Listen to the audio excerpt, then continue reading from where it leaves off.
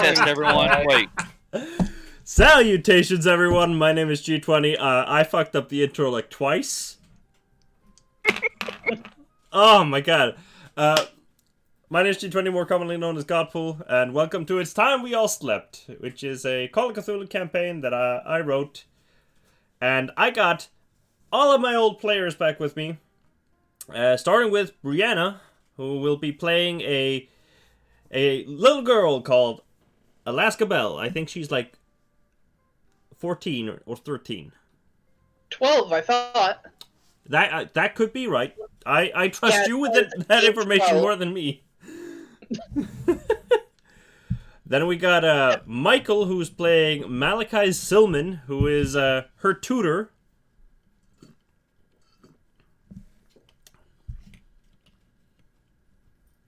And I don't know if he's quiet just to troll me or if I just don't hear him. No, he was talking. Oh, he It was. didn't come through. That did not come through. Dark in here. Alright, I could hear you there.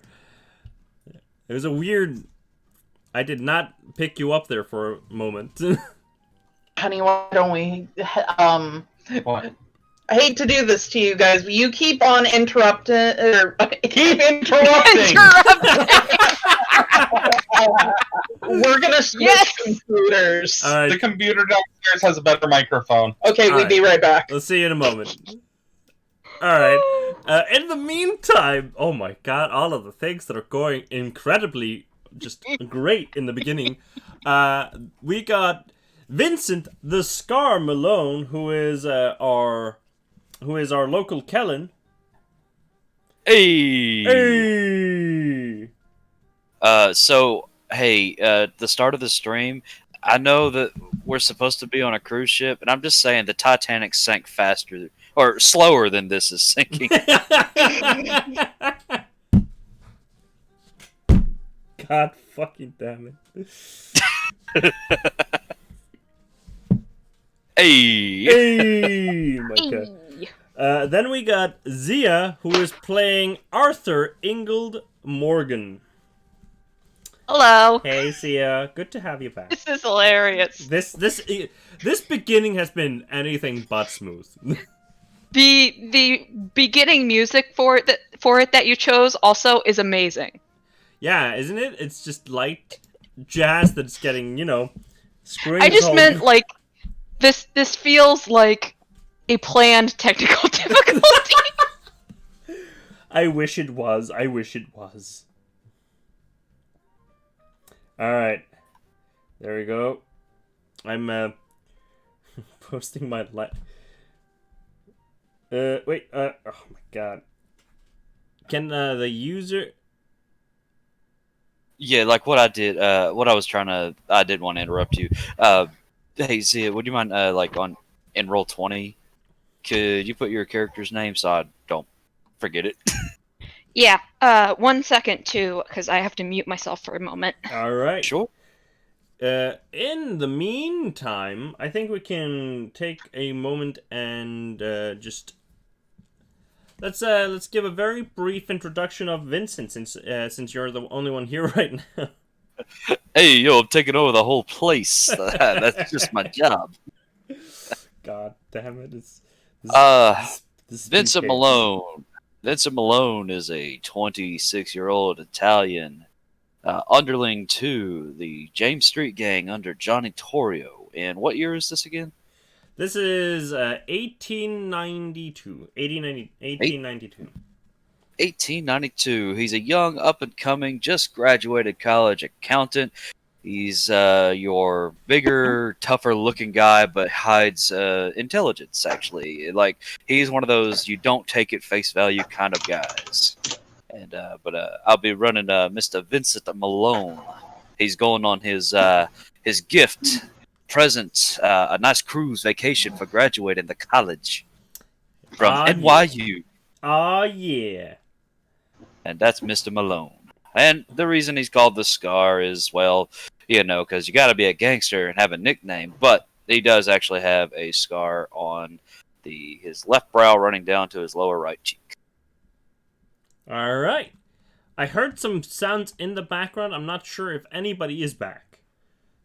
Hello. I'm- Hey! All right, we'll actually use Salutations. so salutations. So yeah, Michael, can you actually introduce yourself so that everyone can hear what the introduction is actually supposed to be for you? No. Okay. I'm That's trying to all. get my character sheet up. That's all, folks. I'll let Brianna introduce herself first. Alaska Bell. I am the daughter of the Bells family from Newport and or New York City. And I'm here with my tutor, Malachi.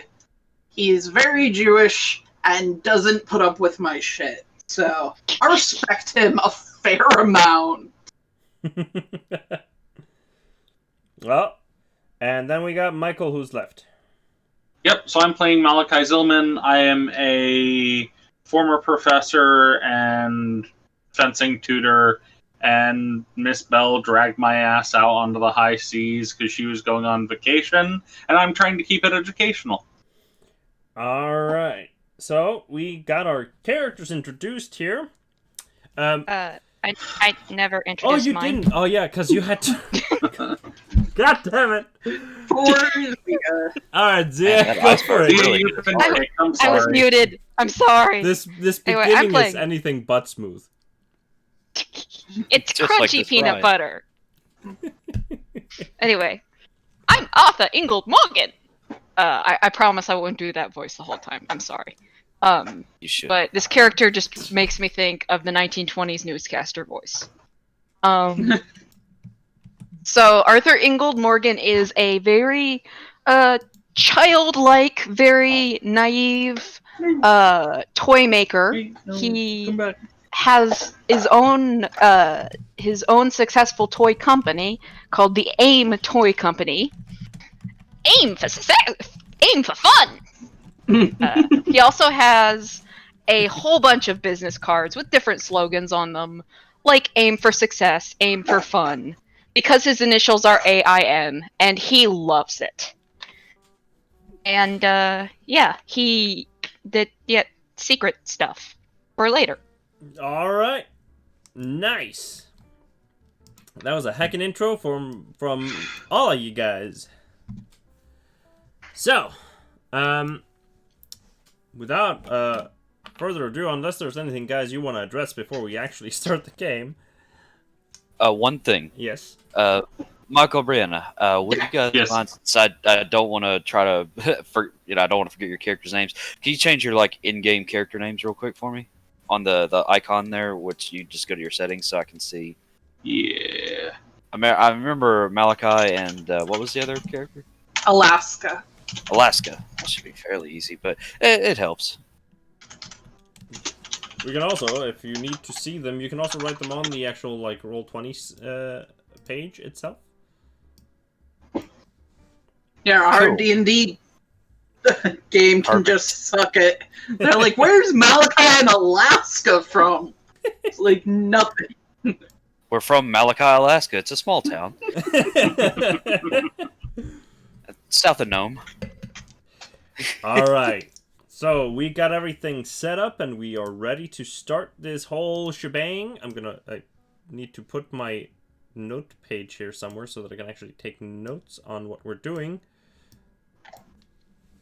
And I'm gonna open up my intro. So let's do this, For guys. anyone that didn't catch the geography joke, by the way, south of Nome, Alaska is the ocean. I'm not that familiar with Alaska. The only thing I know is there was gnome from I'm Iditarod. I live in Alaska. No, I'm lying.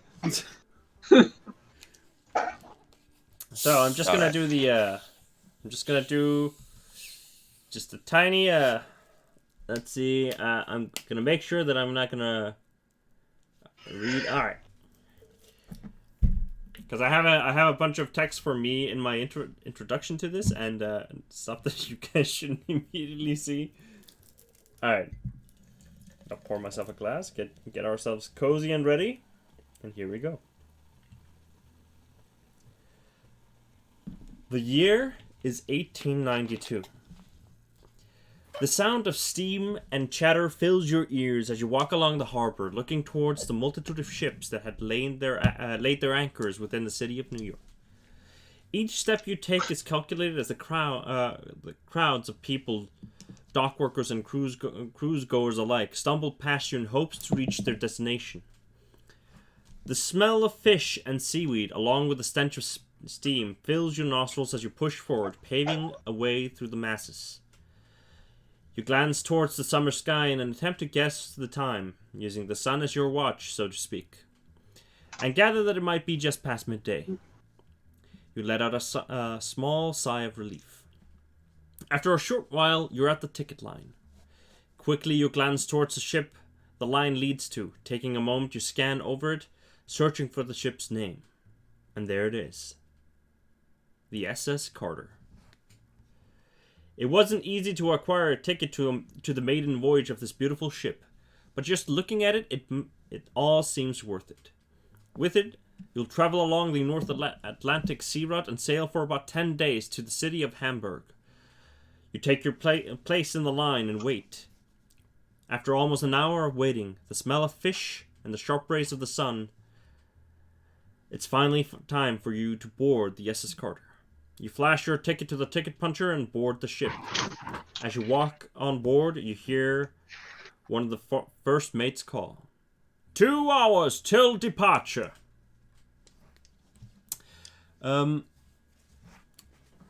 Arthur, you are among the first of the party to arrive on the ship.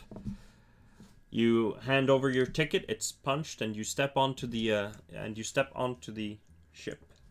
Looking around, you can see loads of other people just walking on, just kind of going their way. Some immediately heading to find their quarters on the ship. Some just immediately going to explore, or just kind of waiting for other people they might know around there. What do you want to do, Arthur? Let's see. What? One moment, please. Get off. Sorry. That's a cat. I guarantee that was a cat. Yeah, that was a cat. Poking me in the head. Yeah. I suppose Arthur would start exploring the ship. Mm-hmm. Just sort of walking around the areas that are, available for passengers to explore. That kind of thing. All right. You take a little bit of time, and you just walk around the ship. You're not in a rush. You take a moment to kind of get a. Just to answer a quick question here, Kellen, I have no idea. But you take a moment and just walk around the ship and kind of just marveling the glory of it, and just kind of trying to get a lay of the land, so to speak, as you since you're going to be spending 10 days on this boat. You after a decent while of walking around, you kind of head towards the front of the ship and just kind of look at the view ahead of you, kind of getting a decent look at the open sea that you're about to head towards. And you kind of take a deep breath, and the smell of salty sea just overwhelms your senses as you just goes. Around this time, Vincent, you walk on board the ship. Your ticket is punched, and you are allowed on board. What? Well, I take a look around, breathe in the salty sea air, knowing it'll only get fresher the farther we get out. I just think to myself, Ma was right. I need this trip. It's good to get out of the city. All right.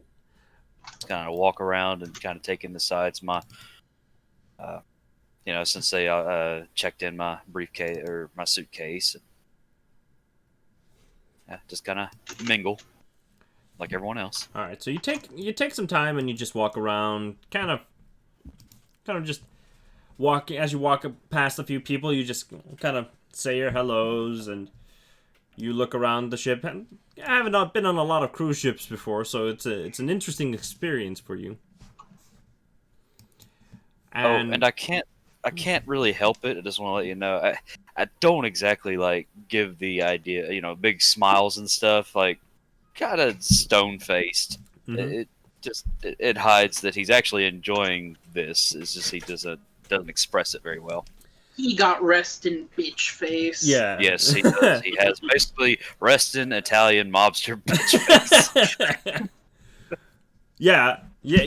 Most of the people that you're past as you're like greeting them, they don't really greet back, or at least if they greet, it's kind of hesitant. But, Still New York. yeah. Oh yeah, it's doing New York. I take it as what it is. If I could do a New York accent, I would have done a very weird like, "Hello there," but I can't.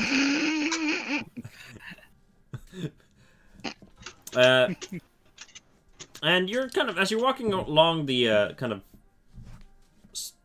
along the sides of the ship, kind of getting a view into the bay, still seeing the city, kind of as you're like, since you want to kind of get a view of it just before you leave. You're taking a moment just looking up to this, kind of seeing half of the city in your view and half of the ocean kind of like leading out. Just taking a moment to think about like the trip that you're just about to go on. Hmm. And it's around that time that you, Malachi, lead Alaska through the past the ticket man and onto the ship.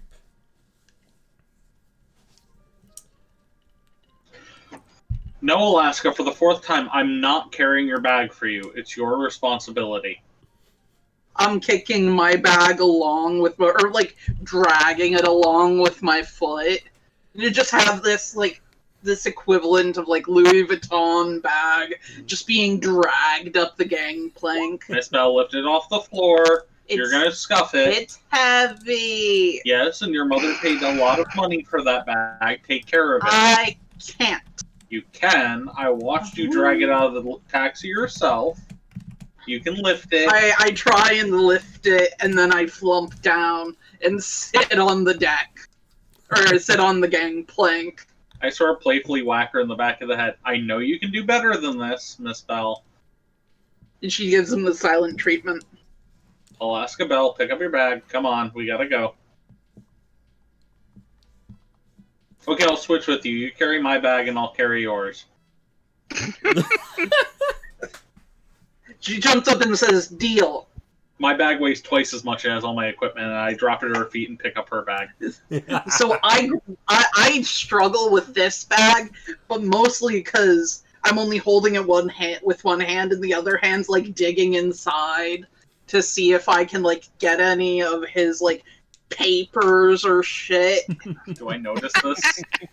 I mean, I'm gonna roll against you for that shit. I mean, It's really early in the game to be doing versus rolls. It's never too early. it's never too early, guys. I'm assuming that she's just digging her hand in there, and I'll say,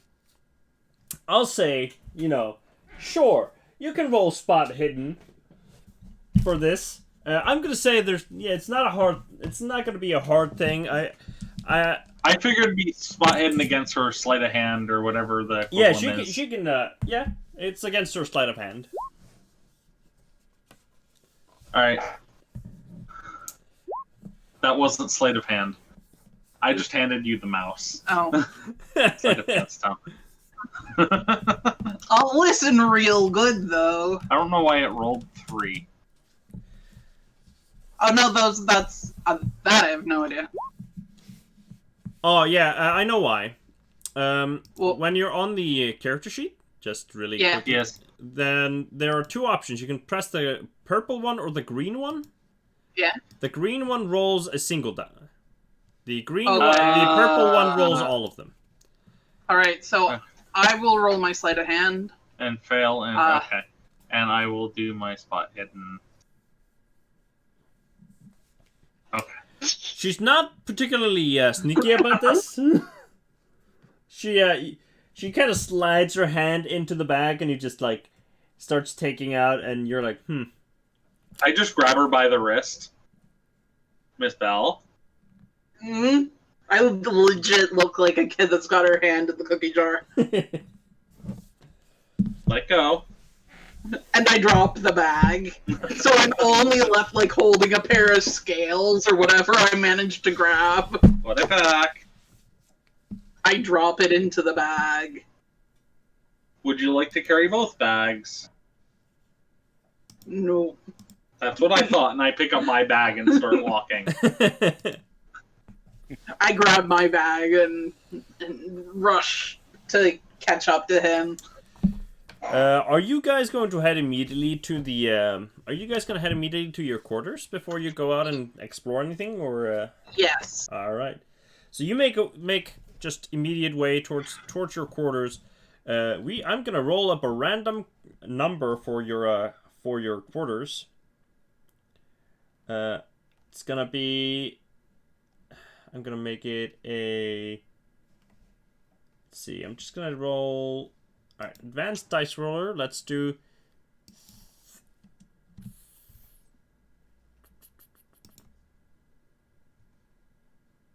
Yeah, just 3D hundreds, I guess. No, 3D10s. Oh wow. So you get the your quarters is number 179. That's the room key that you have. Cool. And it takes a moment. It's on the lower floor. It's not on the base floor that you guys arrive on when you step onto the boat. It's essentially on the just floor below that. There are about 3 floors of quarters. Like most of them are small.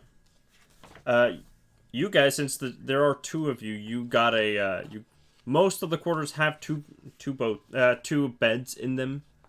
2 boats. Two boats. Yeah, I was like, what is wrong with me? We're really fucked. Yeah, you sleep in boats, guys. How difficult is this to understand? If boats included. Oh Are yeah. there enough lifeboats on this? This isn't a White Star ship, is it? No, there are at least like I don't know how many there are on most ships, but there are at least 4 that you could see on each side. That you know. Like, yeah, okay. That's definitely not enough for anybody. But good to know. Those are nonetheless. Those are at least the ones that you can see, or know about. I don't know about the standard number of them, but I will look that up later to be 100% sure if that situation comes up. So you guys take a moment, put away your things into your quarters, and you head out to kind of walk around and explore. And while that is happening, Vincent, as you are kind of walking along the side of the ship, you kind of reach the front end of the ship, kind of slowly, like the view of the city kind of slowly leaving your vision, and you're just looking more towards the sea, and you're kind of absent-mindedly walking along as you kind of slightly bump into someone as you finally kind of realize that you were zoning out. You were a little bit too amazed by the sea. And Arthur, someone bumps into you. Ah, pardon me, friend. Hey, you, I'm sorry. Ah, no matter, chum. Arthur Morgan, nice to meet you. What's out of hand? Sure, Vincent Malone. Nice to meet you. And like this big and friggin' meat hook of a hand takes yours and shakes. Yeah, Arthur gives him like a good hearty, like one of those happy people shakes where his entire body sort of jiggles as he shakes your hand. Ah, it's a lovely morning. It's a lovely morning, isn't it? I'd say so, yeah. Ah, it's just wonderful out here. Yeah, not used to getting down by the docks too often, but looking forward to this fresh air. Oh, really? What do you do, sir? Just graduated from college. Ah, that's wonderful. An educated young man. Arthur gives him like a I don't know what the 20s version of like the a wink and a nod is, but like a, you know, moving his hand, doing that like check mark with your hand. A wonderful thing education is.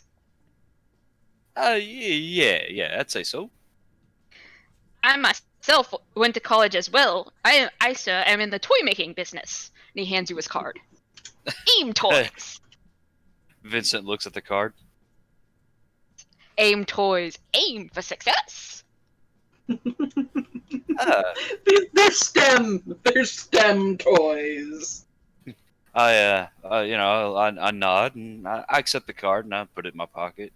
It's like Arthur is just like chatting you up, like happily, not gonna shut up. He's one of those people who can't tell if people actually want to talk to them or if they're just like entertaining, you know, the just talking about nothing type of a guy.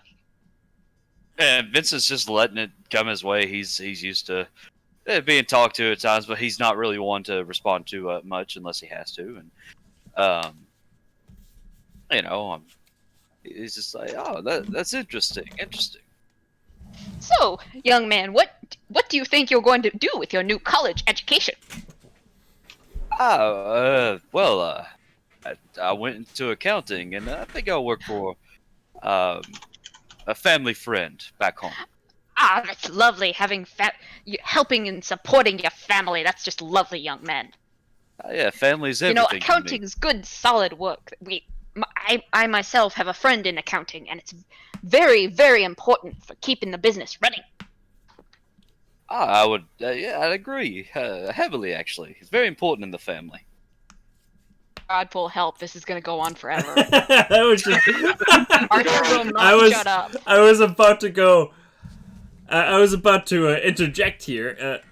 I can keep going all day as Arthur. You gotta help me now. So Vincent, you essentially get stuck in this conversation with his portly man as he can literally just talks your ear off. And as Malachi and Alaska, as you are kind of walking around the ship, just trying to like get learn where things might be. You walk through a few of the halls. You end up walking essentially towards the front of the ship as you're kind of walking along, and there's a lot of chatter on the boat, but you can hear a very distinctive voice overpower, like just slightly over the rest of the people. At the other end of just towards the end of the ship, like the front end of the ship, and you can hear this. You know, I do my own whittling as a hobby. Yeah, you hear you hear that as you. I started out as a young man whittling as a hobby, and that's how I got into it. You know, a friend said to me, Arthur, you're a very good businessman, but you really shine throughout your toys. Hey, whittling, that's what you do with a knife, right? Yes, I actually have my own whittling knife here in my sock. And I get it out. Oh, very nice. I've been known to have been handy with a knife in my time. Oh, it's a very good skill to have. As the two of you kind of just as you're kind of approaching the area, you can see that there are the people in that area have started giving like birth between themselves and the two of them. And as you kind of get closer, you can see Say that again. They're giving you guys their own a distance between you. A wide berth. Yeah, wide Okay. berth. B-E, not B-I. They're giving birth. And a bunch of them are giving birth. All of them are giving birth. One of those voices. This is a maternity ship. God. It's one of those voices that doesn't just get you pregnant. Oh. It makes you go all the full 9 months. And I thought this was called an eternity at sea, not a maternity at sea. But as you get closer, you can see that the everyone else is essentially giving them this wide berth between them, and one of them is a very big man, and one of them is a not as big but kind of portly older man. One of them looks very young. He's kind of towering over the other man as they're speaking. And can I do a spot hidden? See if Arthur has a bag nearby that might be full of toys for me to poke my nose into. To Nick. Go for She's it. like a maniac. She's just very curious. Go for it, kiddo. Would that be the spot hidden? Yeah, that would be spot hidden. By the way, just because we are doing rolling now, that is not just So because you see the ocean. the ocean, there's an ocean behind them. We are running. The campaign. You're distracted by me giving you a lecture about them going. And Miss Alaska, this is why you need to think before you talk, because you end up making a scene of yourself because you haven't planned ahead for the thing you're going to say or do, and then you get yourself in trouble. I would just like to say, once Arthur pulled out the knife really briefly, showed it to Vincent, and then tucked it back in his sock. He's not like waving it around. It would have been really funny just waving a knife around. At some point, security would arrive. Yeah. But we are running this campaign is the 7th edition of Call of Cthulhu, which means that they can spend luck on their rolls if they need to, and they get their skill increases if they get an extreme success instead of on a 10 and below, as I had it before. So if you roll extremes, guys, then you can check mark your skills. Yay! Extreme fails count too? No. However, please, Godpool. Oh boy, you guys, no. If you do get a critical, which is a 0-1, I will allow you to do the increase immediately instead of the beginning of next session, which will give you essentially a chance of increasing it again. But yes, I just wanted to mention that since we were actually doing rolls. Yeah. Arthur, you can hear through your own speech, you can hear another speech happening slightly off to the side, and you kind of, as you're talking, you take a glance to the side and you see this man who looks about somewhere in his 30s, just lecturing this kid that is with her, just all about public display, essentially. Well, Arthur is it's none of his business, and he's in a wonderful conversation already. He's not one to interrupt other people when they're talking, unless it's something, he has something to say about. So he just keeps on blathering to Vincent about whittling and kinds of wood and kinds of toys and paint. Just whatever Vincent he is obviously listening he's not rude about it. He's listening intently to anything Vincent says, but because Vincent doesn't talk much, Arthur is just dominating the conversation. And Vincent, you're keeping an eye out for an escape. There's it's not easy, but while he's talking to me, I'm just kind of glancing down. I notice that my glass is almost empty from the open bar, and I'm like, hey, Mr. Morgan, I'm getting parched from all this conversation. I'm going to go get a drink real quick. Do you want something? Oh, no, my boy, no, I'm just fine. I do not imbibe regularly. Oh, I went into a completely different accent there. No, thank you, I don't imbibe myself. Well, in our family, we say when in Rome, right? And I just wanted to, let's I relax. never begrudge. I'd never begrudge a man his drink, and he claps you on the back. All right, Well- I'll see you in a bit, sir. The little that was left in your glass when he clapped you on the back, it like slightly spilled out. Not that you are really startled. It's just like there's not a lot left in your Scotch glass to begin with. Yeah. And you take a moment and you just kind of rush quickly past the man and child who are just talking there close. The only ones that seem to be close by at the moment. And you just head immediately towards the closest bar to get a refill.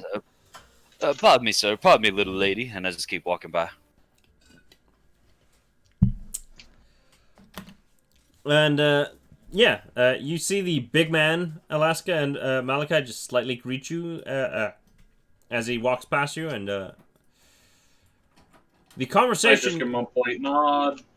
Yeah, the conversation that was happening just a few feet from you has quickly died down for the moment, at least. I had an itch. And Now, Miss Alaska, did you do your reading for today? Yes. And what was it? What was it about? It was about the Industrial Revolution. What was it about the Industrial Revolution? Children and the Industrial Revolution having to get jobs.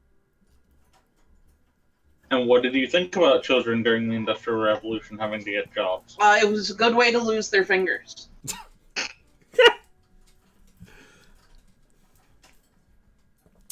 Morgan, you can hear it. Malachi does not drink, but he is thinking about it. Arthur, you can hear some education happening just a few steps away from you. I know I'm supposed to engage them for character development, but I really don't. I really don't. Well, I don't think Arthur's just gonna walk over and go, "Hello, stranger and small child." Do you? I have. You're a toy maker seller. That's true, but Graphic. okay.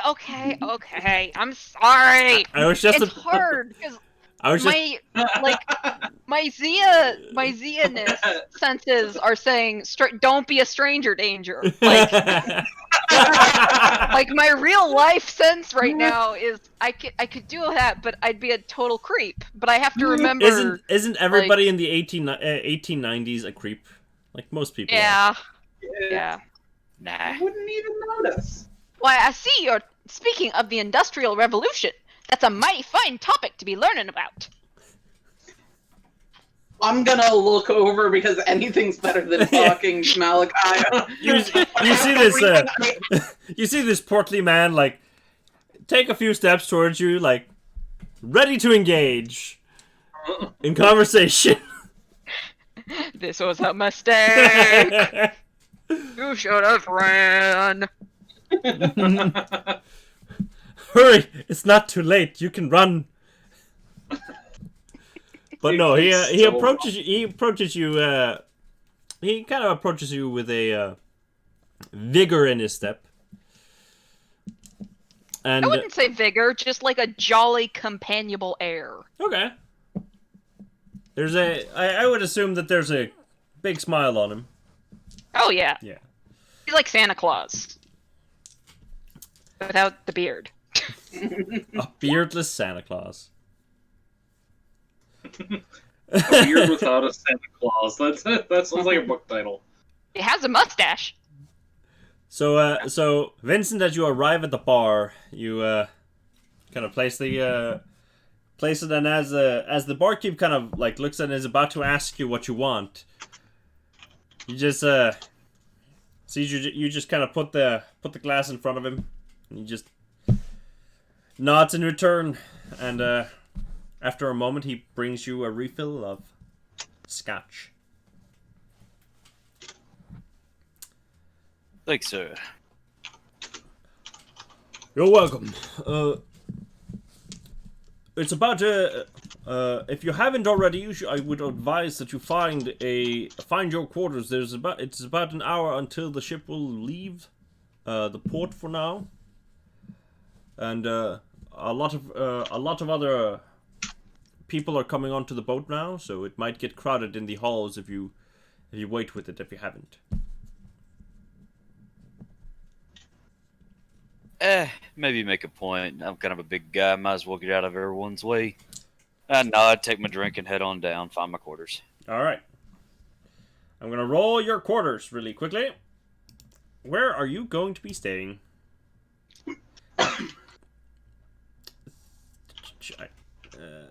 363 is the number. You're basically on the bottom floor, the last floor, essentially where quarters are. Wow, family really springing for me on this one, huh? You got a room for a single person. It's got all the basic necessities. It's not bad. It's probably I wouldn't say necessarily that it's bigger than your own like bedroom or that you would have at home, but it's probably fancier. And you have a porthole so you can look out.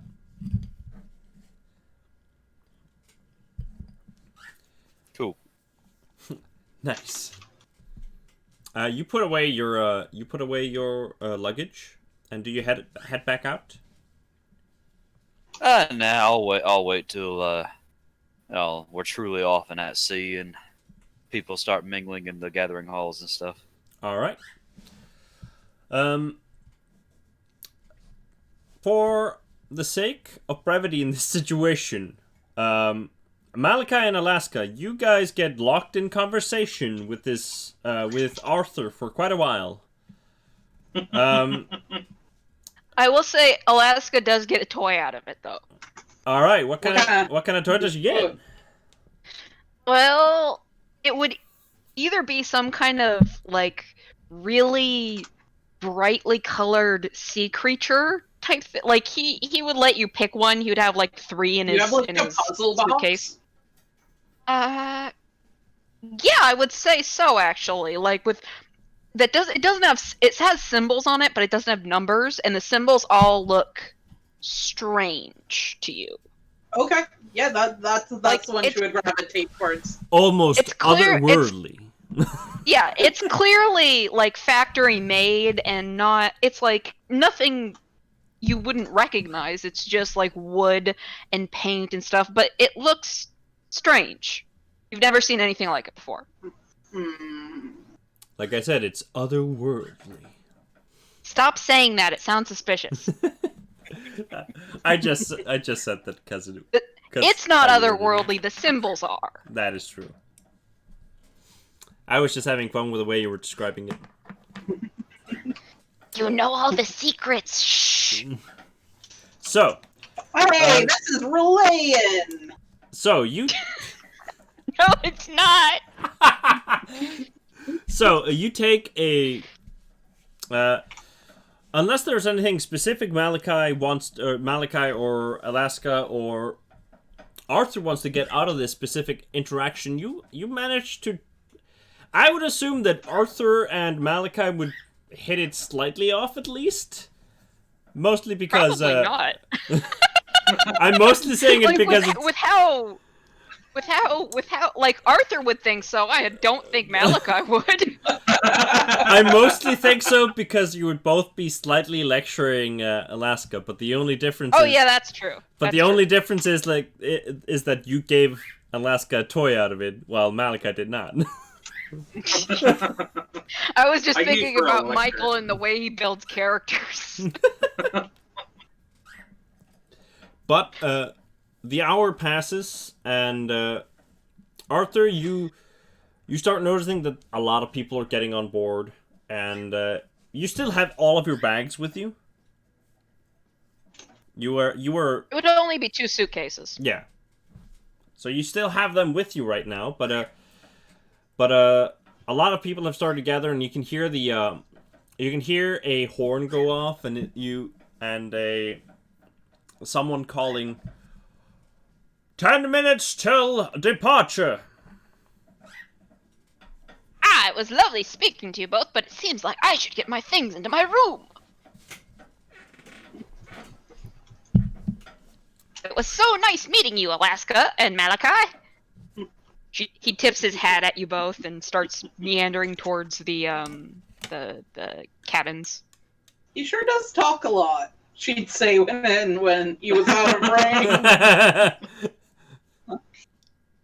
That was almost entirely him talking this entire, this hour.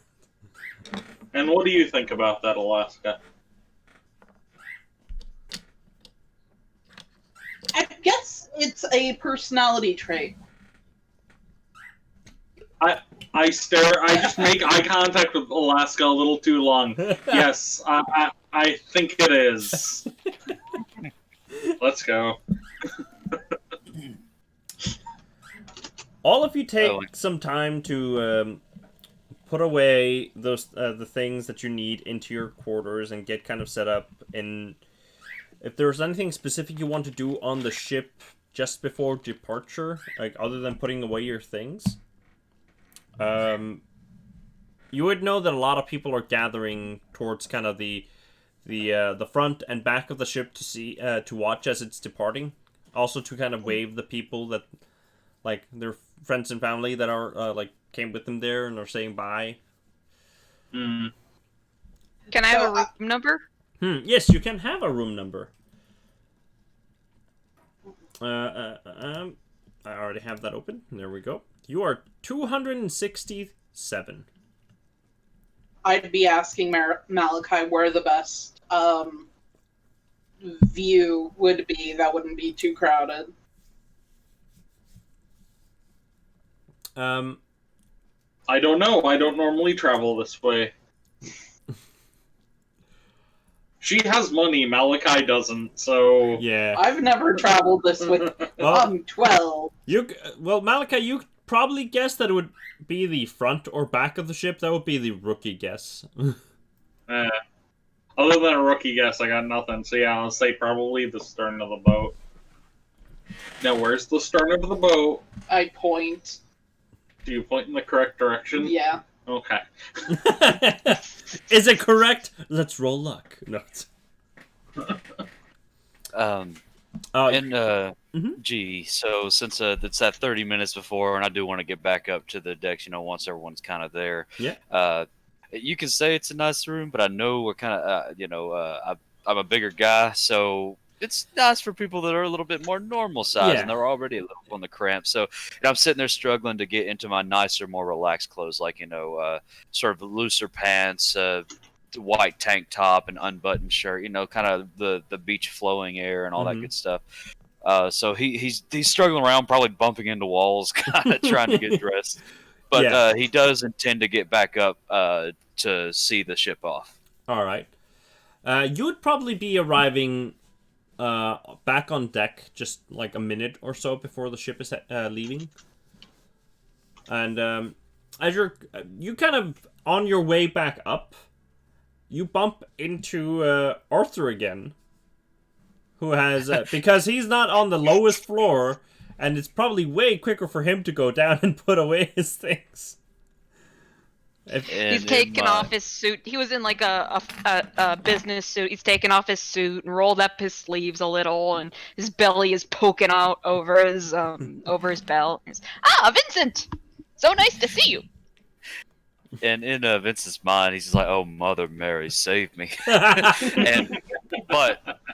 but he does try to put out a smile, and as good as a crag of rock can smile, that's what comes out. I was just heading over to the boat launch to see the undocking ceremony. Would you care to join me? What? Yes. I just kind of nod. Yeah, sure. I was heading up there myself. Splendid, my boy. This way. And because I know how crowded and stuff it is, trying to get through, it might be a little stuff. So Vincent will actually take the lead and kind of get us through. Bulldoze a little bit. Pardon me. Excuse me, ma'am. Pardon. Yeah, Arthur excuse me, says, walk Arthur in says, here. "Excuse me" to every single person he bumps into. He's not really aware of his body in space, is he? Who, Arthur? Vincent, Yeah. No, he takes. He's aware. He's just also got impeccably good manners. And it's so crowded he can't not bump into anyone. So he has to apologize every single time. Yeah, whereas Vincent just puts on the meanest face. He's like, I want to get up top as quickly as possible. This is cramped. He puts on the meanest face he's got, and he's like, just starts plowing through. Meanwhile, behind him is the smiling, cheerful man who keeps saying "excuse me" in New York. Is New York a language now? Yeah. No, but you guys are near enough that you know it's a sign of weakness to apologize. Tell me I'm wrong. I don't know. We spend all our time listening to the Invictus, so the Canadian apology stereotype. So the New England, we don't apologize is more we don't have turn signals. Hey, we Icelandic people don't have a Icelandic word for the word please, so, Well, anyone who I've talked to who's ever lived in New York has told me to apologize is a sign of weakness. Damn. At least when you're walking. Depends on which borough you're in, I think. But, all of you managed to get back onto the kind of base of the boat, and you're all on deck, kind of finding some good places. Alaska and Malachi were at the sternum. It is Sternums! Oh my god! Is the boat a body? yes. The boat is the elder god. I hate this shit. We're sorry to laugh at your expense. It's fine. I'm not. You're at the front of the ship. Deal with it. But yeah, it is crowded where you guys are located. But there wasn't a lot of other space. It's very crowded everywhere. Arthur and Vincent, where do you guys want to head on? Do you want to have a view of the city as you're leaving, or do you want to have a view of the sea as you're going forward? City as I'm leaving. That's still home. So stern. So yeah. Arthur would just follow Vincent. So all of you are going to the stern of the ship. And then we capsize the boat because we're all at the front end, and it's too heavy and it goes down. But as you... Miss Alaska, I know you know your physics a bit better than that. all of you... Arthur, you spot Alaska and Malachi again. It's crowded, but since it wasn't really hard to find a good spot. It wasn't really easy to find a good spot there, so they're at a good enough spot that they can see well enough, but they're not like at the railings and like at the edge of the boat essentially. And you see them as you're approaching. Malachi, as you're kind of like talking to Alaska, you like look up and you can see a very big man, and behind him, Arthur is just the smiling face of Arthur, kind of approaching in your direction at least. Oh no.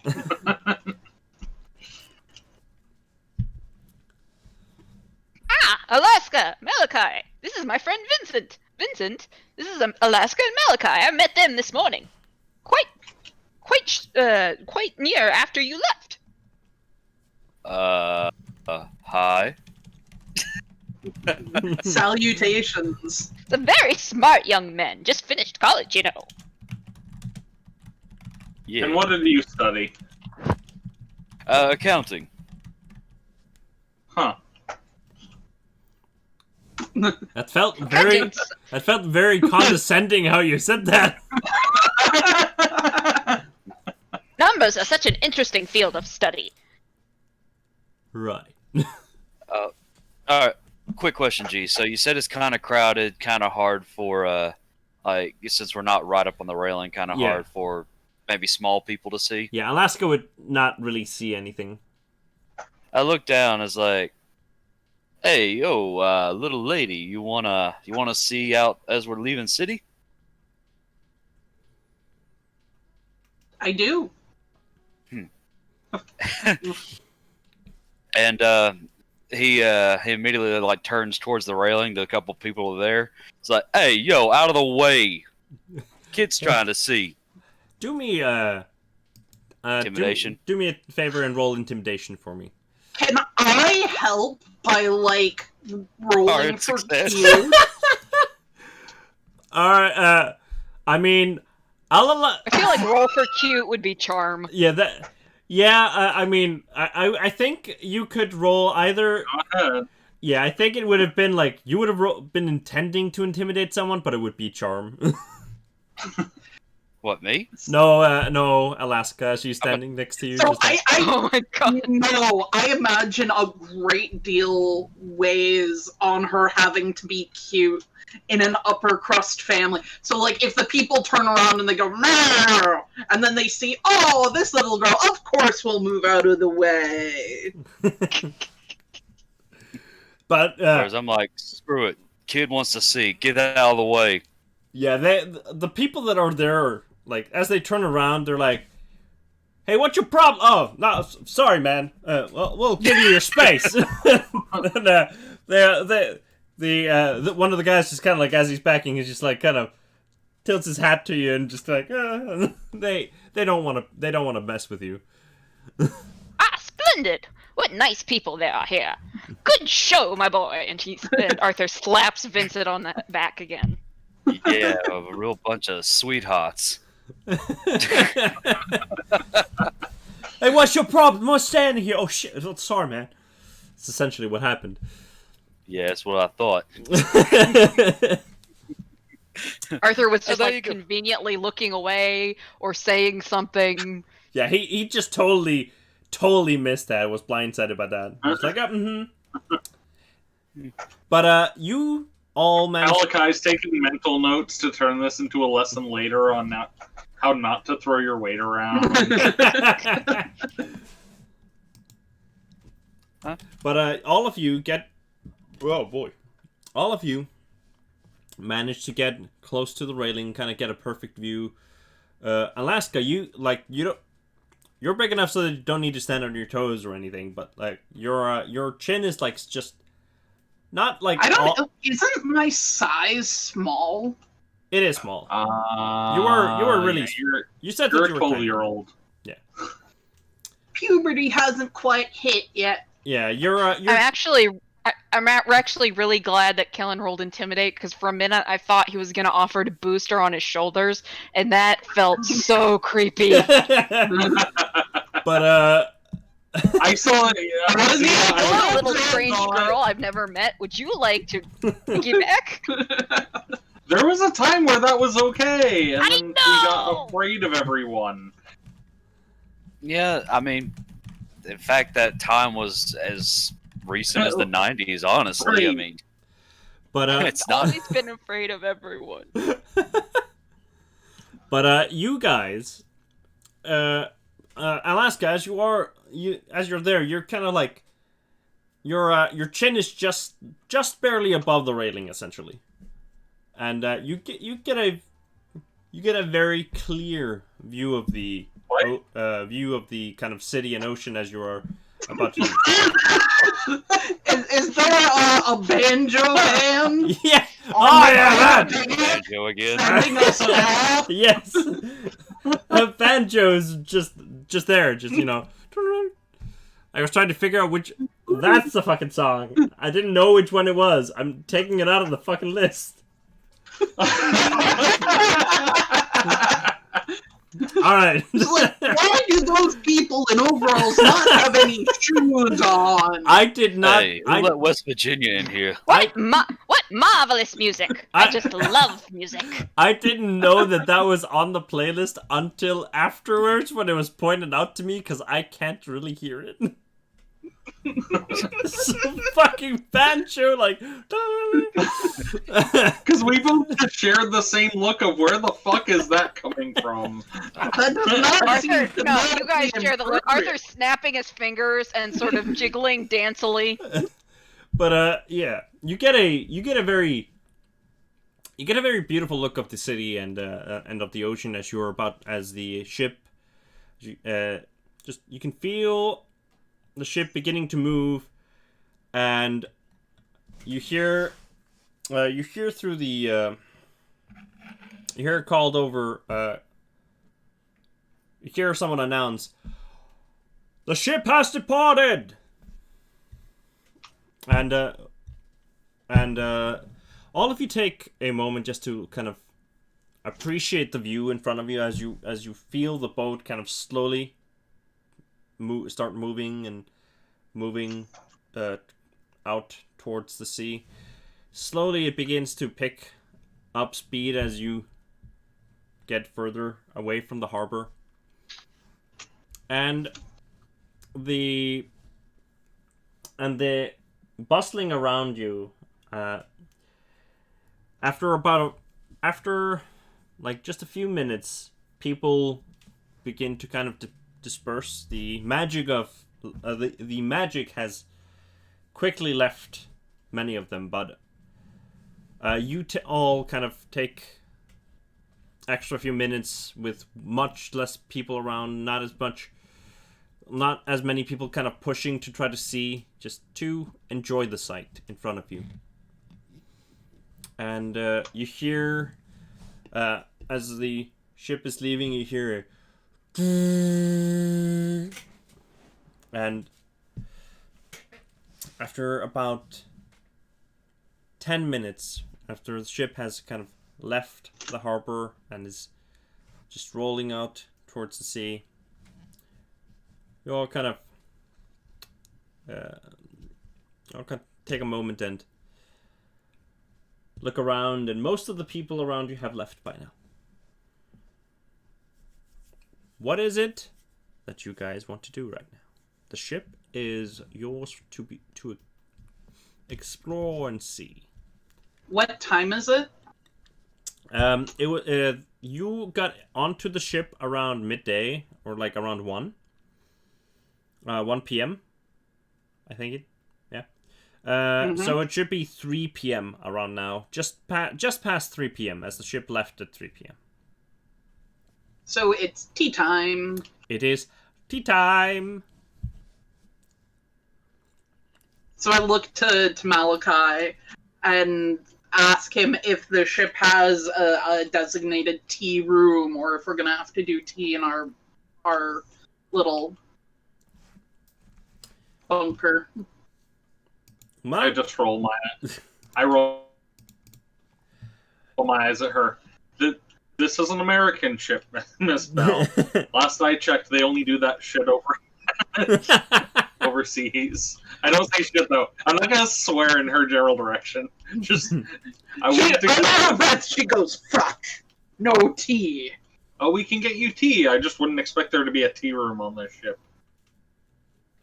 Yeah, It's a big ship. What else would they have? A coffee parlor. That is true. There is essentially a kind of there is a parlor, essentially, that you could go to. There is also it would essentially be the saloon. There is a saloon there that is essentially the dining, where most of the dining and just takes place. The ship has at least four easily accessible places for you. It would be the promenade deck, the saloon deck, the upper deck, and the main deck. because I didn't have the map of the ship in front of me earlier. I made an error. You, my friend Kellen, you are on the main deck. All right. You're on the main deck, and your room is essentially... You're in the corner there, way in the corner on the main deck. Upper left corner of the main deck. You need to go to get there. You would have to go to the upper deck and down to the lower deck, to the main deck. All right. Let's see. Arthur, your room is, I think, also on the main deck. Just not in the same area as his room is. You can see the room numbers on the. I really map. can't. I tried to blow up the image, but it just made it too blurry to see. I'll try to send you guys a better image of it later. But you should be on the main deck, kind of towards the... Yeah, just kind of towards the middle of the main deck. While Malachi and Alaska are in 179, which would be on the upper deck. No, it's on the lower deck. Main deck, I mean. Yeah, you're on the main deck. So everyone's on the all of your rooms are on the main deck. The only one that's needs to go to the upper deck to reach their room is Vincent. He needs to go a big detour. I just gotta jump through hoops like always. Yeah. But Exercise is good for him. yeah, but all of you would be heading towards essentially the dining saloon, where. And when you arrive there, people are serving. There are a lot of people there just already taken seats to kind of just dine and drink.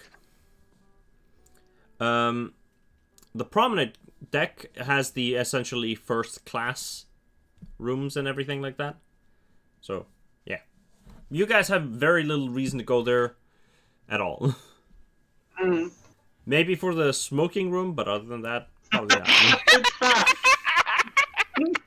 The West Virginians are It is back. back! Did I he stow removed- away on the ship? It's the ship band. It's the ship band. Alright, I want to know who keeps requesting this shit Alright. right now, and I point to the crowd. Arthur's just snapping his fingers. I can't... Out Alright, of guys, tune. there's a banjo here. I can't delete it out of the playlist. You remember the scene from Animal House where dude's playing that crappy music in the frat house with the guitar, and then John Belushi walks down, he sits, he ponders for a second, he grabs it and then smashes it against the wall? Yeah, that's about to happen to a banjo. It's gone. This playlist is only for the first session, so you know. Yeah. But all right. All of you find a table that has seats for at least 4 people, and you sit down all together, kind of. And after a short while, a waiter arrives and asks, "Yes, what can I do to assist you?"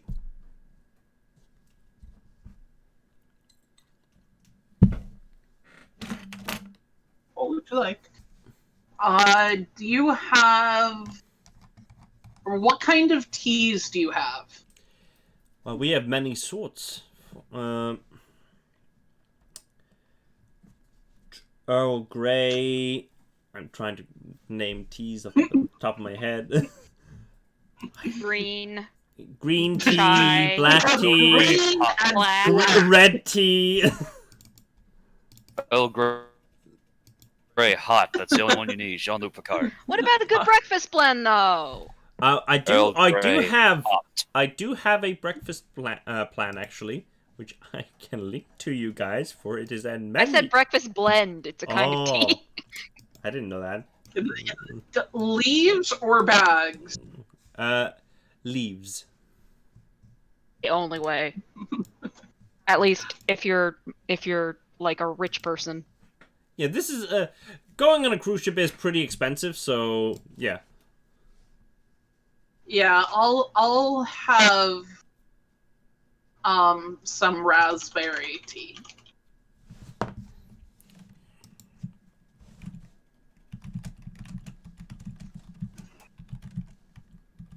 Raspberry One tea. cup of coffee, my good man. 1 cup of coffee. And Sugar, no cream.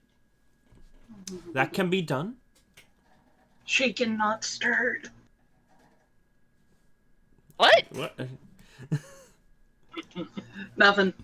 I heard All that, right, and I was Jake, confused that the kid was asking for that.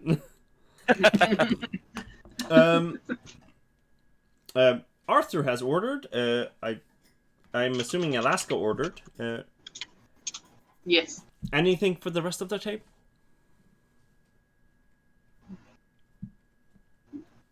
I'm good for right now. The waiter eyes you, Vincent, as you're the only one that's hasn't said anything at the table.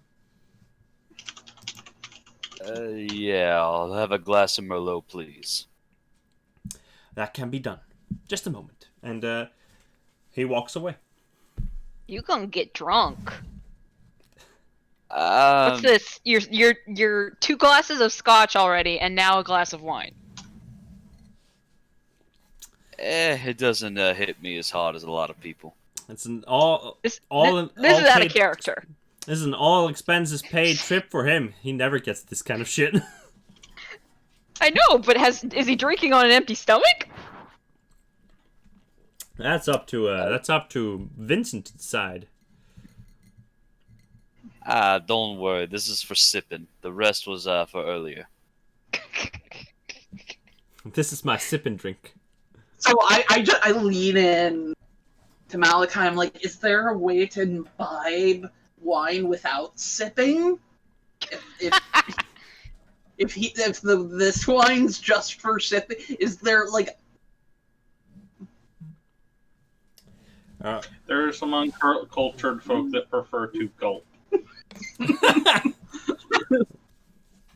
I mean, if anybody else wanted to hear that, they could have rolled listen. What? If anybody Oh. else wanted to Nah. hear what she was saying. I mean, I'm not too curious on what a kid is asking her retainer about after someone else orders alcohol. Yeah, not worried She's about probably curious about the alcohol. it. And also, everyone only really saw him with the first drink earlier. The second drink, he never That's true. said he Yeah. finished You- it. Yeah. You did tell Arthur though that you were going to get a second drink Uh-huh. because that was your excuse for leaving. But you never saw him with it. That's true. But, yeah. This is time Speaking of- for you guys. Speaking of listen rolls, Yes. can we hear any interesting conversations as there is a lull in the conversation? Yes, go for it. Sweet. Go for listen. I imagine Arthur's just prattling on about something or another, but he also has his ears open because he has that same problem I have, where even if you're listening intently, you can hear every fucking conversation in the room, even though you're not trying to. Success! All right.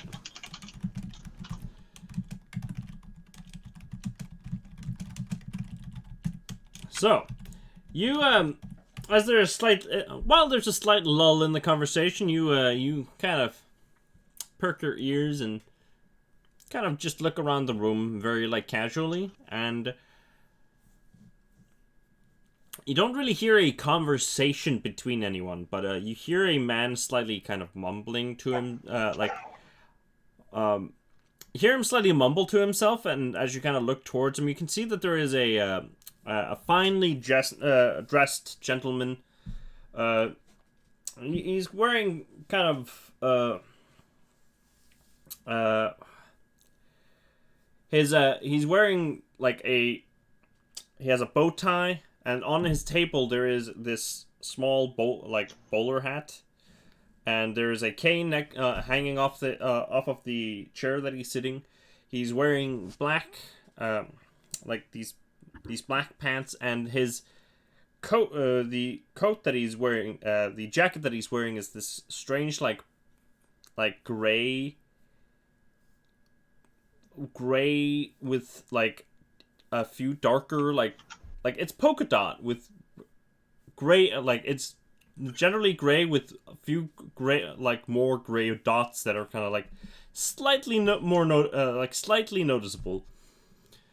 And you see him kind of sitting at a table with just a glass of water, and he has just you notice that there are like 2 or 3 books on his table, and he's flipping through he's going through some papers that he has in front of him and writing. You can notice that he's just what he's writing is just a note journal essentially, and he seems to be. So I noticed a guy working at a table. Yeah. It is mostly interesting because he keeps mumbling to himself. He looks to be somewhere in his late 60s. His hair is grayed, and he has spectacles on his nose, which is kind of like his nose is very long, and he looks very thin, kind of scrawny, but not like he's unhealthily scrawny or anything like that. Just like he kind of reminds you of the professor type as you're looking at him. Besides mumbling, is there anything that's like? Is there any? You can hear like an in between like mention of like, all right, if the document here states that this and my friends down at India, and he just keeps like you don't get like anything very concrete out of the conversation. I mean, I just don't think Arthur would go and engage him when he has an audience right in front. Like, he wouldn't leave the table of the people he's hanging with just to go talk to another person. That was the most. That was essentially the most interesting thing that you noticed. Inane prattling from Arthur. Yeah. Like, I could roleplay this, but I have a feeling you don't want me to spend the whole time talking about train colors and please and toy designs in character. I would love that. Well, you see, the real popular ones are these octopus that we have that just have these moving joint pots. You can really see, the different. You can see the suckers we've engraved on them using this new printing machines. Now,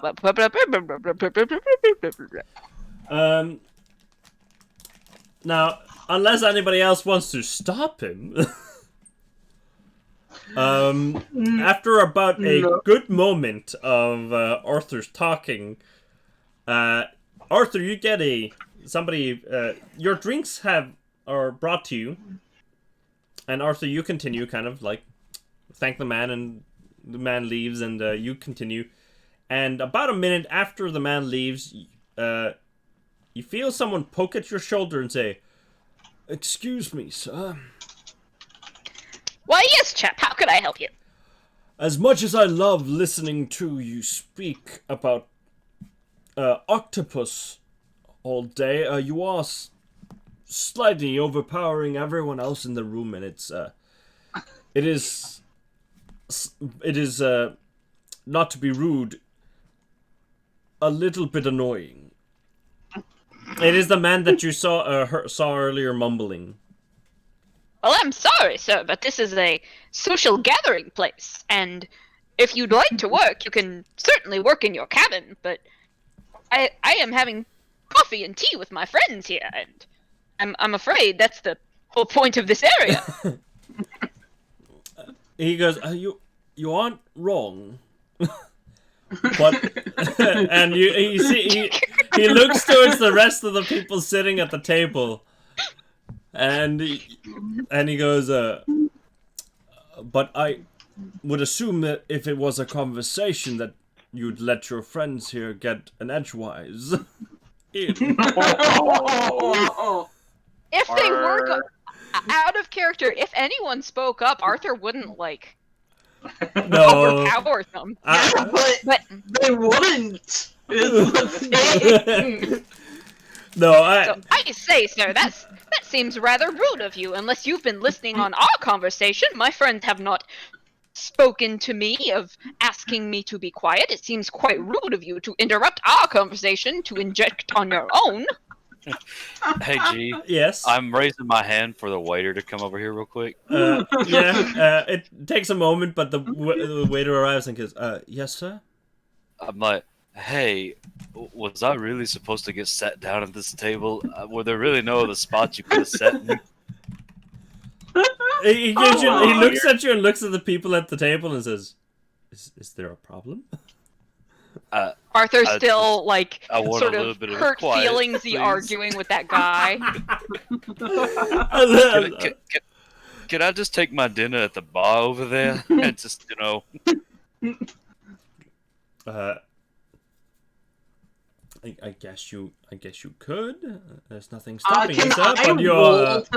I roll to overhear? Because if I overhear him like saying he's gonna move, I'm gonna step on his foot. Go for it.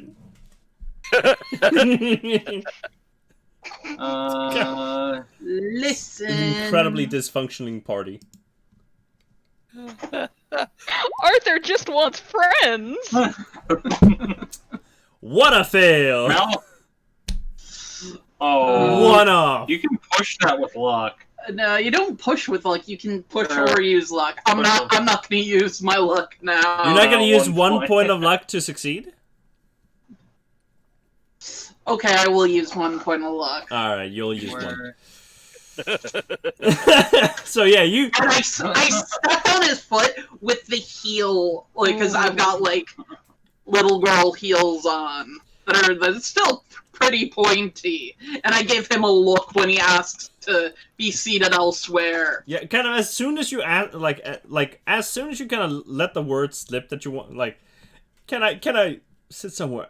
Can I maybe sit at the bar? And as soon as you say that, you feel like a sharp pain in your foot. And you look towards and you just see this, like, mean look from this girl who's sitting next to you, just like, oh no you don't. Well, Leave okay, me so alone with these fuckers. So for, like, a few seconds, he matches mean look for mean look, because really he has no other face to do it with. But then he just kind of sighs and he's like, alright, whatever. Never mind. What? What's going on? Oh, hello, sir.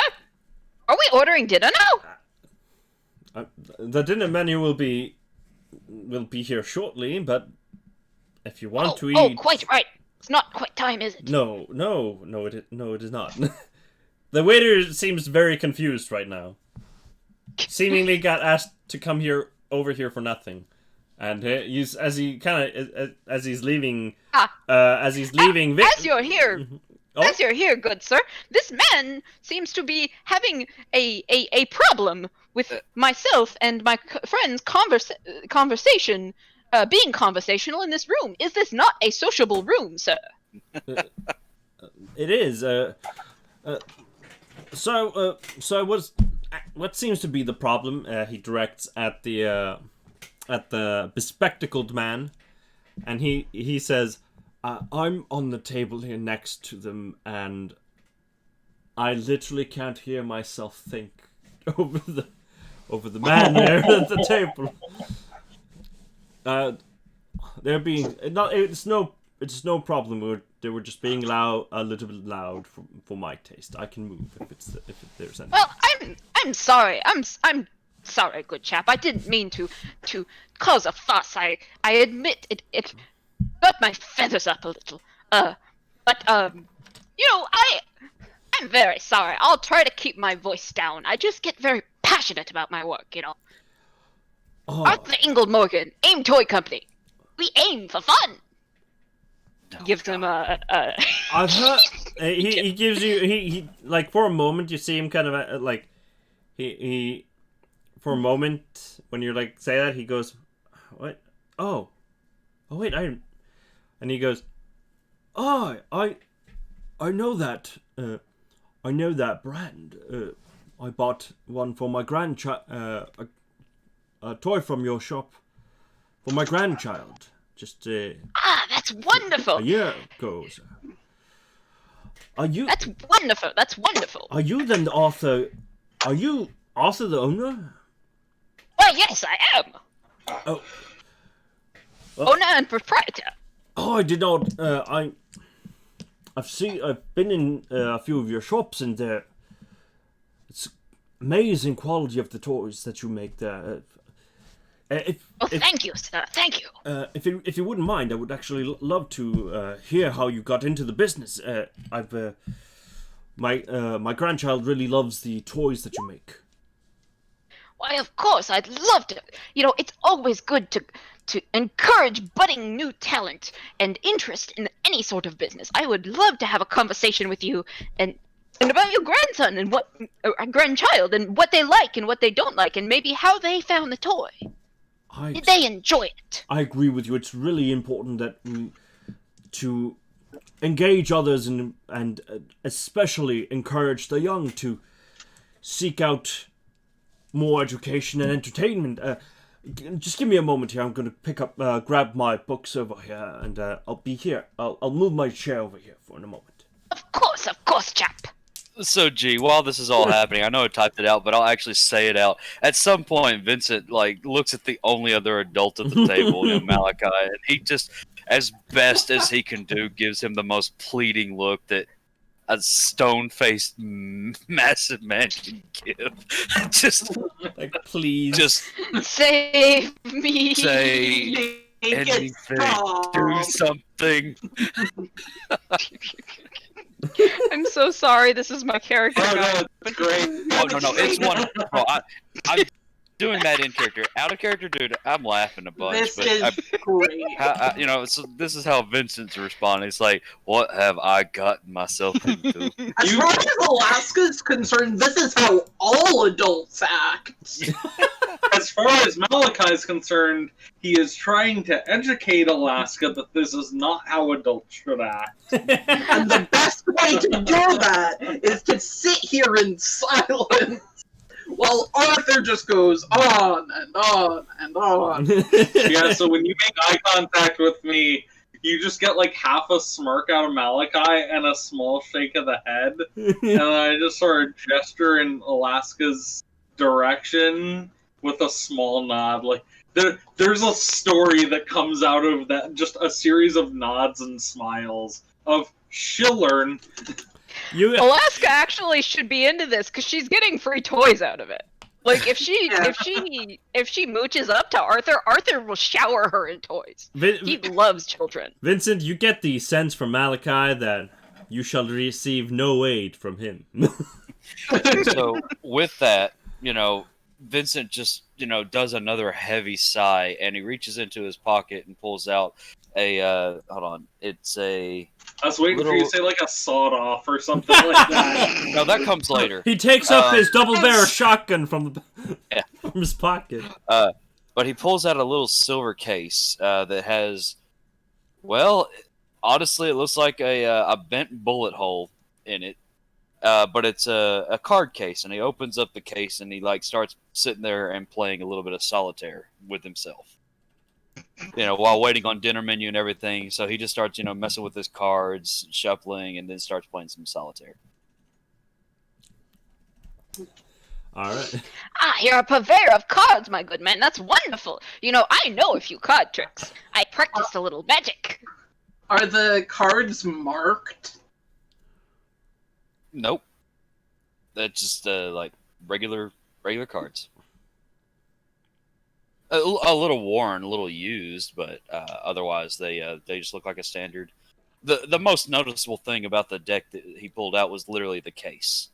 There is a nice indentation about bullet sized. In a moment, another chair is pulled up to the desk, to the table, and the professor, who now has a bag with him and his staff cane, he puts it to the side of his side of the chair. And before he sits down, oh yes, before I should sit down, I should introduce myself. The name's, I am Professor Arthur Watts, an archaeologist of sorts, you could say. Ah, fellow Audie! Oh God, there's two of them.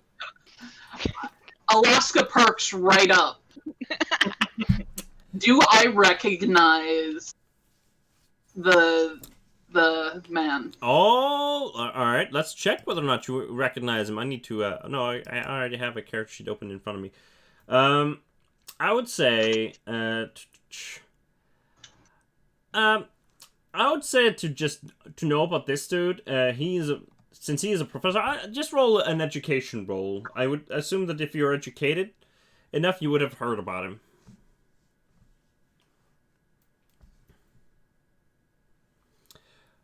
Yes, you have heard about him. He is, he was a archaeologist who spent a lot of his time, who has spent a lot of his time in Egypt and just in Africa, all over, just kind of on all sorts of digs, but kind of past his mid-40s. He spent more time teaching than he actually spent on digs, but he still assisted with some of them. So, like in digs in Egypt, probably? Yeah. So, Alaska would immediately start asking questions about the digs and mummies and curses and ancient artifacts. Well, we have a spry one here for information, don't we? Willing to learn. I appreciate that in a child. Sometimes. I've been on many digs myself, but not in many years now. I'm actually heading back towards. I'm actually heading back to England now to stop at a museum there for a short while, and then I will be heading towards India for a possible dig there. What are you hoping to find on the dig? There was talk about. There's not too much known, but they've known about. I don't know the details of it yet, but from the little information that I've been given by the museum, this is supposed to pertain to a city that should be hidden somewhere within somewhere there.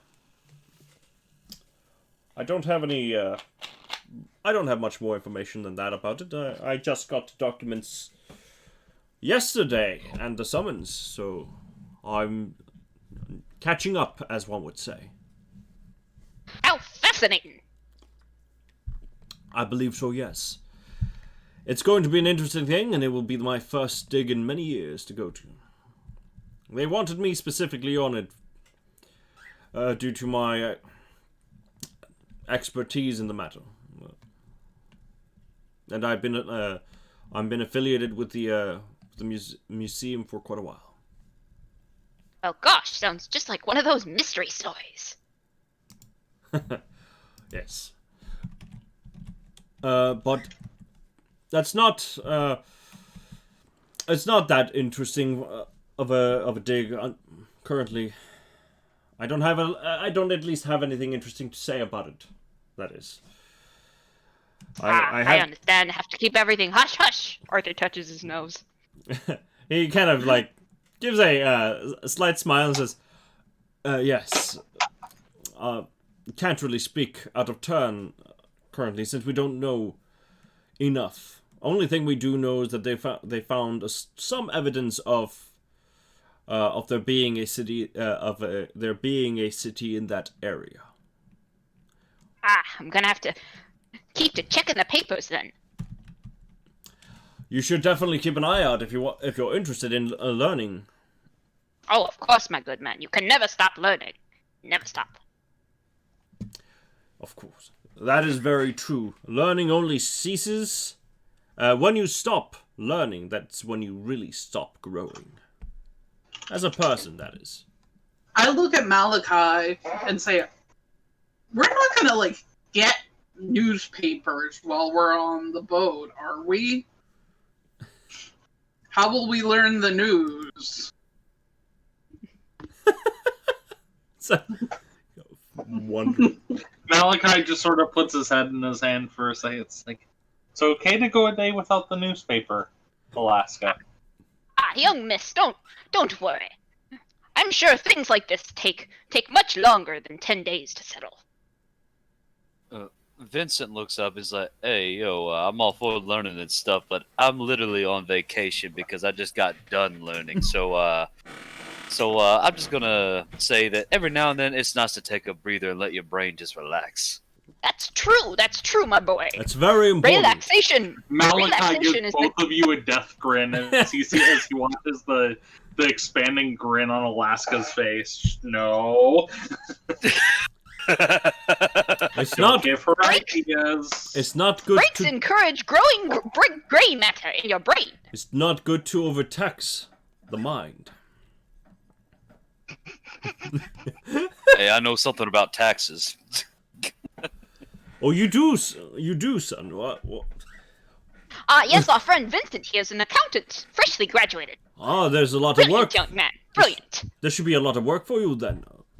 Most places of business would love to have an accountant. Yeah. I'll be working for. I got a nice spot with my family firm back home. Well, Once, Supporting I'm your done with my family. vacation. oh, God, this accent is just going worse and worse. Supporting your families. What are you talking about? It gets better each time. It keeps traveling like southern and then Brooklyn and then back to southern. You keep wandering through like a broken continental. I'm trying so hard. Anyway, supporting your families. Supporting your families. That's great. Such a wonderful venture. it is.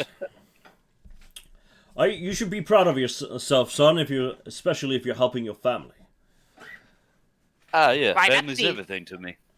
The whole reason I went to college was to help out my family. My parents were never very well off, but going to college made it so I could support them in their elderly age. It's a very dignified goal you have. Ah, yes, my mother's a wonderful patron of the arts now. Living it up.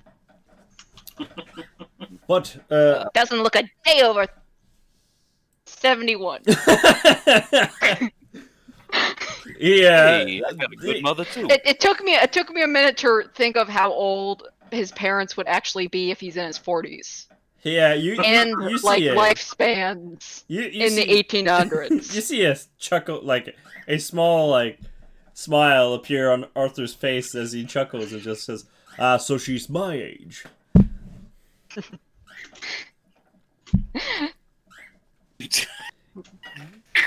But he goes, well, but since it is interesting, what brought you all onto a boat? I mean, I'm obviously here on business, and young Vincent over there is obviously here for a vacation. What about the rest of you? I'd love to know why you're traveling. Seeing the continent. That's What? Suddenly everything got really quiet for me, so I was like, "That is." Seeing the continent, learning about history in the places that it happened. Ah, so an educational trip. Well, it's not every. I'm like, and I kind of like nod to Malachi. I'm like, I did bring my tutor along for just that purpose. What about you, good Arthur? What brings you here? Just Expansion, my friend. We're expanding more into the European markets, looking to expand into Germany.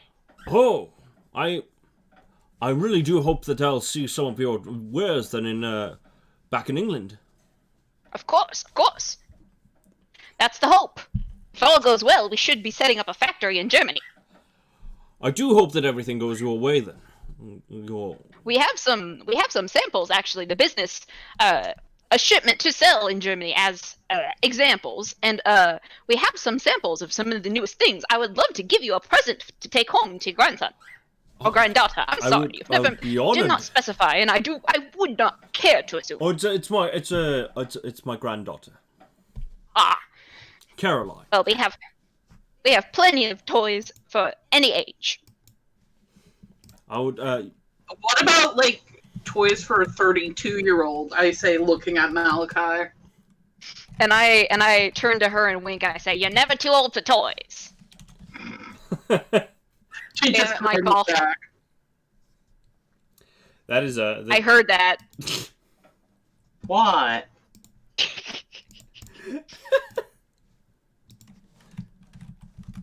So, but yeah, he goes, but enough about business and stuff like that. It's just fun to get to know each other. But you're all here just.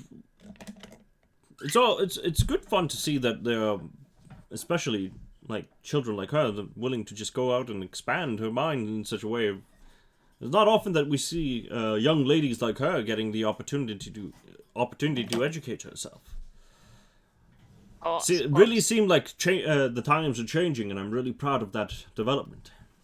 You're a lucky girl. This takes her aback, and she just kind of falls silent for a minute, because yeah, she hasn't seen another kid on board. This is a 10-day trip, and if you want to, since you seem so interested in learning a little bit about about my digs, if your tutor wants, I would love to give you a tutoring session on some of these digs. If you're interested, that is. I am. That's a wonderful idea. Maybe we could all contribute something to young Mrs. Education. Maybe Vincent in the mathematics department, and myself in woodworking or more woodworking or business, really. Alaska looks at the scar that goes down his face. I know. Vince is just like, hey, yo, I just got done being lectured. I'm not gonna lecture anybody this trip. Oh yes, my apologies, Vincent. I'm sorry. I keep roping you into things, don't I? I apologize. I'll leave you alone, good chap. I'll leave you alone. Yeah, I didn't He know I pats was going Vincent to on the Texas for a rodeo here.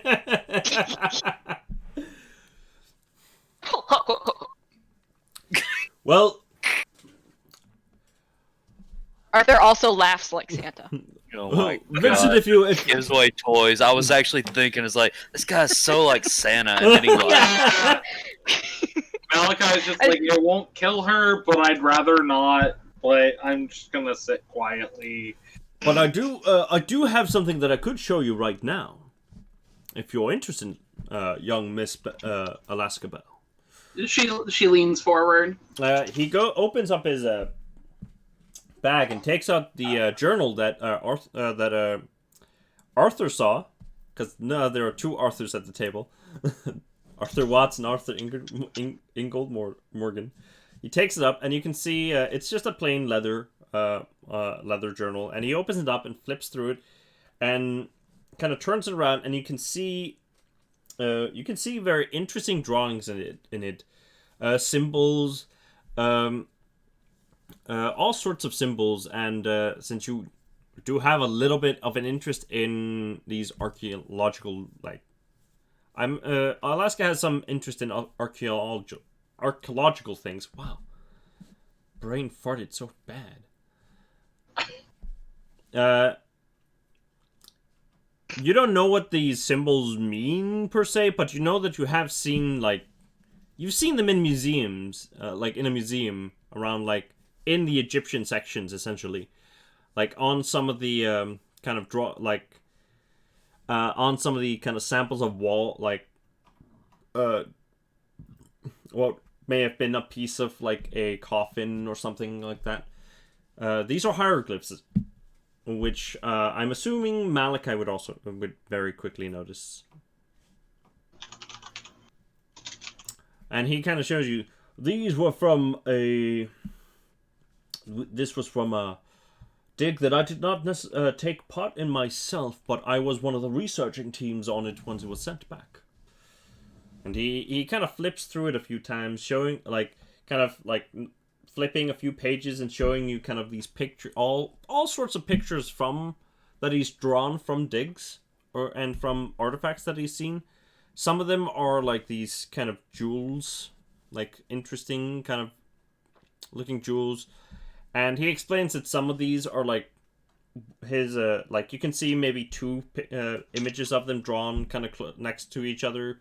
One of them being what he thinks it may have looked like way back, and what it looks like currently.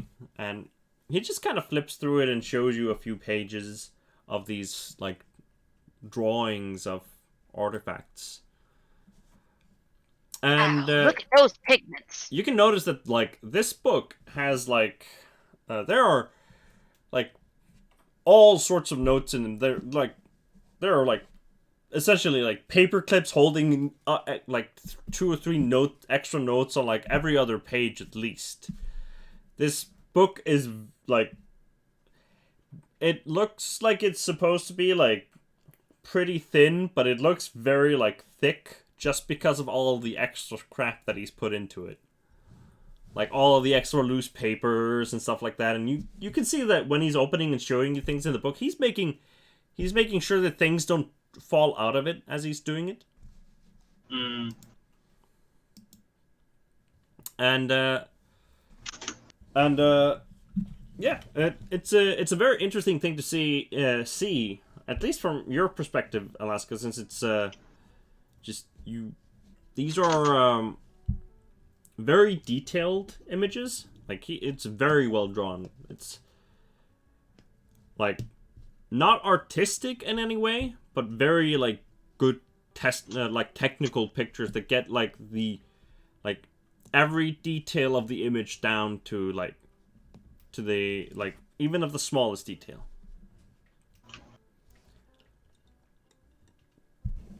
It's very interesting. Just very intently focused. I'll take some time. If I manage to get over finish my document, looking over my documents, I'll take some time and show you these texts in more detail. How would you like that? Thank you. I would. As you are kind of all sitting there and talking, you hear a kind of somebody, like, kind of stumbling forward, and you take a peek and you see that kind of just directly behind your chair, Malachi, there's this kind of, like, looks like she's a young lady, like somewhere between 20 to 30 years old, but she is kind of stocky, like, has much sharper kind of features than a lot of women may have had at the time. She definitely stands out among among the rest of them. She looks more like she looks kind of like her build would suggest that she works at some sorts of, like, heavy lifting job.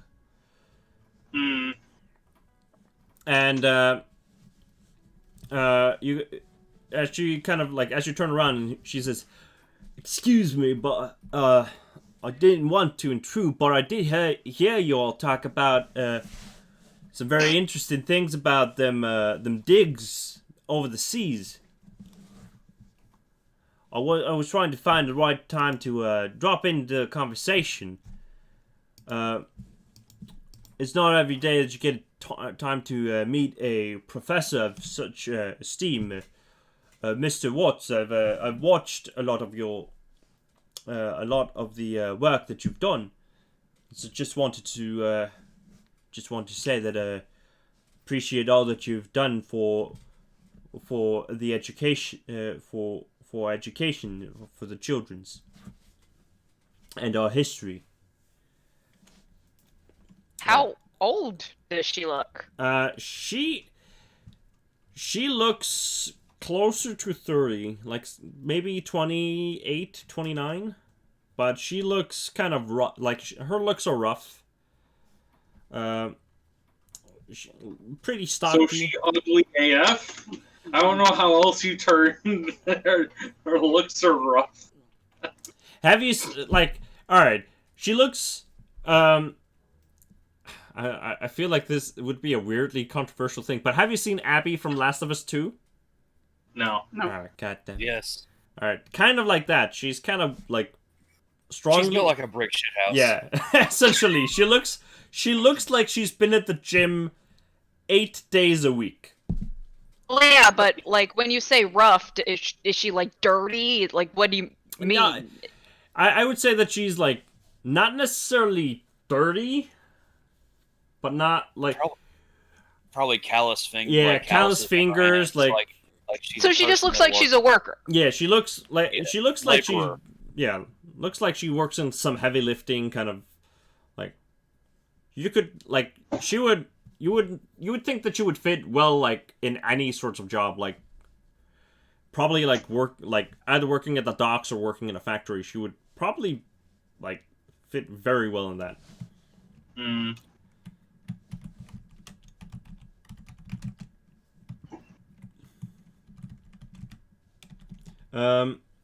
She asks, she goes and says, if you wouldn't mind... I would love to, if I could, just take a seat with you and listen to the stories. It's not often that you get, that someone like me would get a chance of that. My name's Henrietta. I work on the... Lovely to meet you, dear girl. Lovely to meet you. I work on the boat. It's, thank you, because I work on the boat. I'm one of the deckhands. Ah, Arthur Ingold Morgan. Nice to meet you. Nice to meet you, sir. And she kind of like bows her head. Vincent just kind of looks at all the crowd that's gathering at this table, and he just like under his breath, like Jesus fucking Christ. Come on, Vincent. It's a pretty girl. It's a beautiful lady. Has nothing to do with it. He's hungry. He's just like, I just came to get some fucking dinner. He was hungry and now he's thirsty. But under his breath, he's just like, Jesus fucking Christ, I just want a fucking meal. Oh God, I gotta get out of this. It's just like being back in class. Have you met my friend Vincent here? He's a wonderful chap. He just graduated from college, you know. He's a very smart boy. Slaps him on the back. He just kind of looks up, nods. Yo.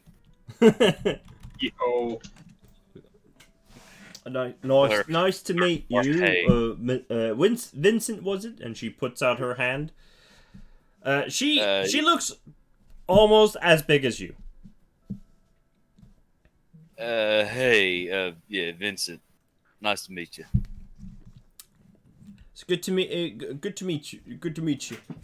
And she kind of like she grabs a stool from somewhere close by and just takes a seat and says, "Oh, you don't need to mind me, but if you want if there's anything you want, I can contribute to conversation. I will, but just wanted to." But otherwise, you don't need to think too much of me. And Nonsense, girl. It must be very interested working on this here boat. You must have all sorts of stories. Well, this is my first time on this boat since this is the maiden voyage, but I worked on many boats before. Oh, really? Why don't you tell us something? I've never been on a boat. I mostly worked on a fishing boat that my father used to own, but when he sadly when he died, not a lot of people want to do business with someone like me, and she kind of like kind of shrugs a little bit, and goes, but Oh, no. Nonsense. You're a lovely girl. Truly lovely girl. Isn't that right, Vincent? Thank you. Yeah. But Arthur ships it. Oh my god. But he goes. She continues, says, but the owner, Mr. Conway, he knew my father, and he offered me when he was looking for people to work on the boat, he offered me a job. Ah, that's wonderful, dear girl. See, things have a way of working out. Alaska's a bit fascinated. She's never seen a working girl that wasn't doing like very traditionally feminine thing. So she's kind of flummoxed almost. She after a moment when she notices she goes, is there anything on my face? No. And she looks at Malachi like, help! How do I social interact? And he just smiles and gestures you on. Like, continue. She just goes, do you like apples?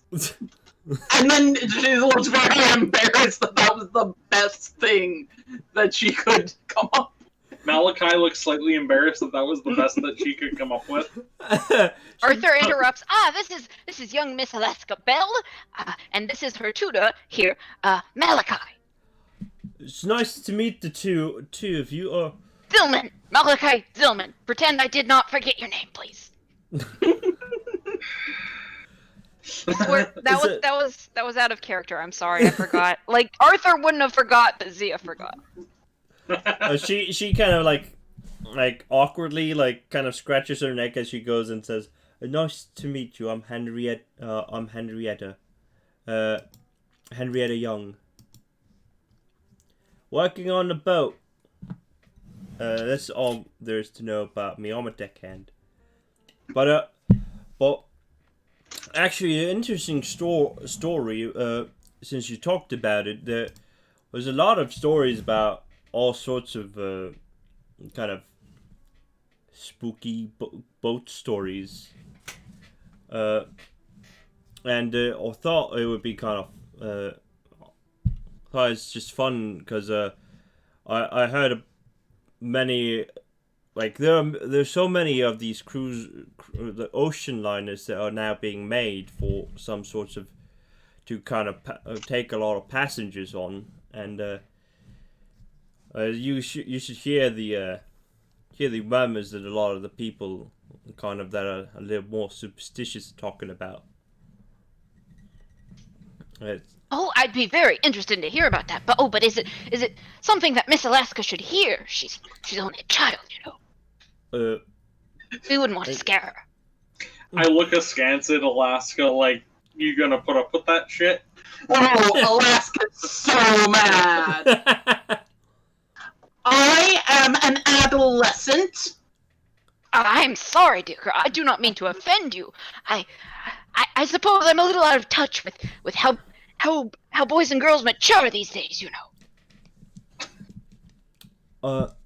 Well, okay, I can tell you. Everyone is a child. No, a toy maker sees everyone as a child because everyone should have their inner child on display.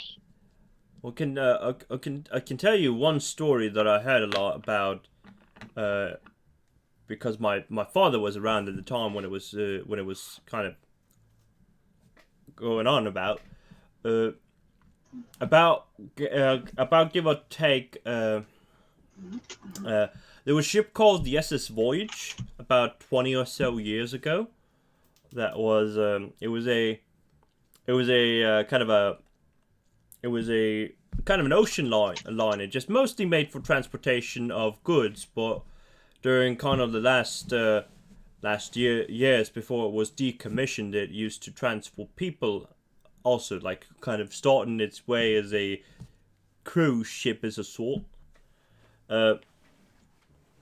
And my father was at the docks the day when it arrived from its last voyage.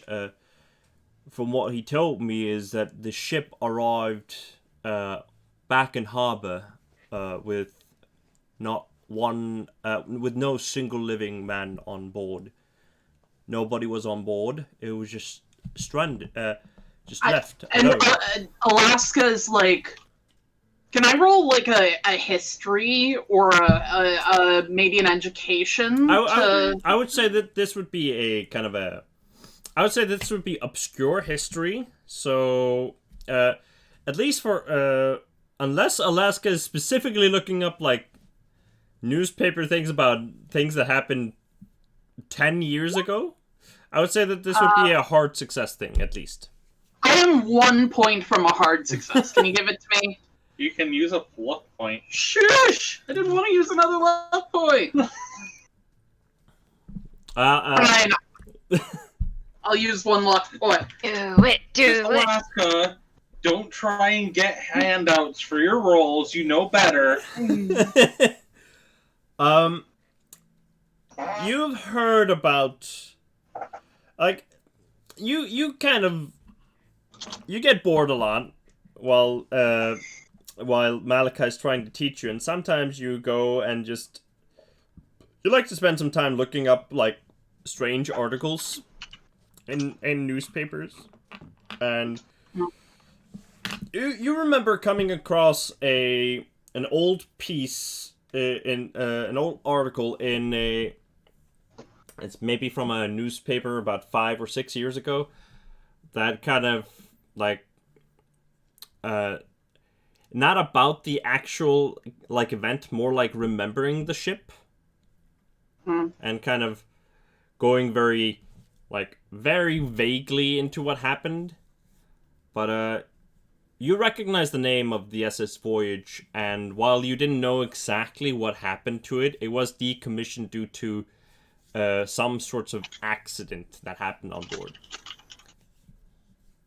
But Henrietta, she continues and says, they essentially just docked the ship for almost 7 years. Nobody wanted to get close to it.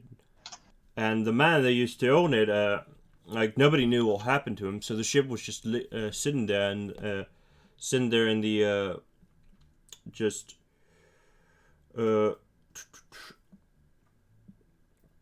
it was just sitting in the at the dock, just unattended. The owner, the previous owner, his company went bankrupt. He tried to sell the ship. Nobody wanted to buy it, and it ended up with at some point being after the ship went after his company went bankrupt 3 years after the incident. The ship was kind of just sent to be taken apart, just to dismantle. But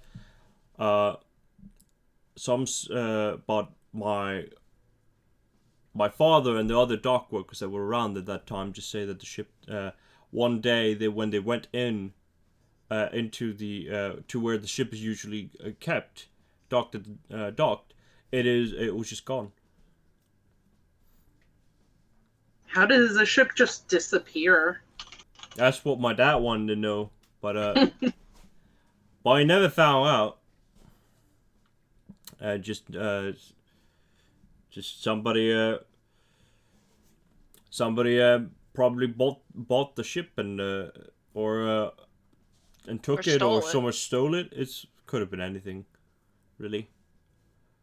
But a lot of the old folk down at the dock, they have some stories about it.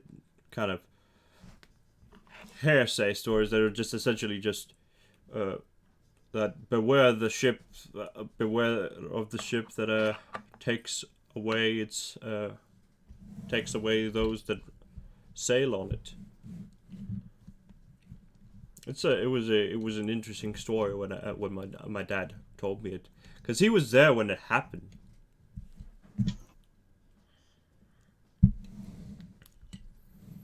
It's been about 6 years since he told me this story.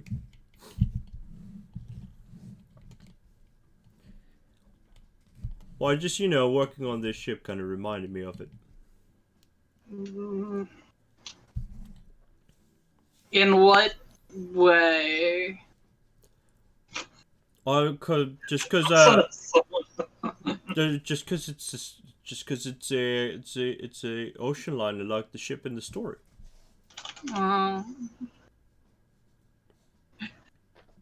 Hey, yo, real nasty to say something like that around a young one like that. Get all scared. I'm an adolescent. I said young one. Thank you very much. I know how to use English. I went to college for it. I thought you went to college for accounting. You were listening. Uh, I was in character. But when you do say that, she slightly blushes and just goes I just think that it's not a really spooky story.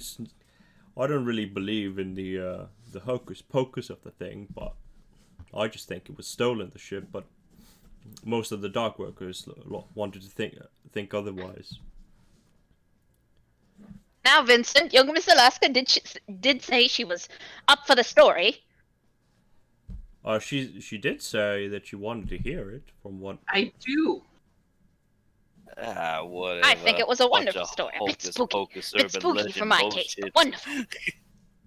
And then Vincent just kind of mumbles to himself. you hear Arthur kind of goes, I remember reading that article a few years back that the ship disappeared.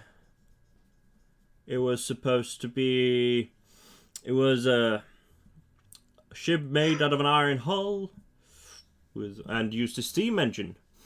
One of the few ships that used that at the time, and could carry 5,000 tons of cargo. So it was a big ship. Sounds like someone stole it to do misdeeds then. I would not put it past them to do that. Oh, that'd certainly be the greatest heist I've ever heard of. How big are these things? Oh, it will be just a bit smaller than this ship, I would assume. Huh. A real mystery. And Sounds like Henrietta. Crazy thing to talk, but whatever. But yeah, Henrietta goes and continues. Yeah, they just all believed it was cursed. Nobody really liked looking at it. Well, it's just a funny story, because these are kind of the stories that I like listening to. It's why I like to like the stories that you learn from the archaeologists about all the mummies and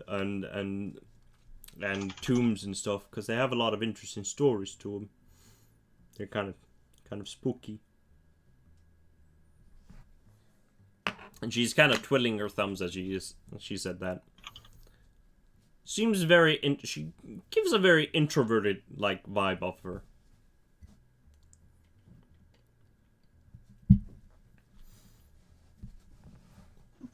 Arthur would probably say something to fill the silence, but I can't think of anything.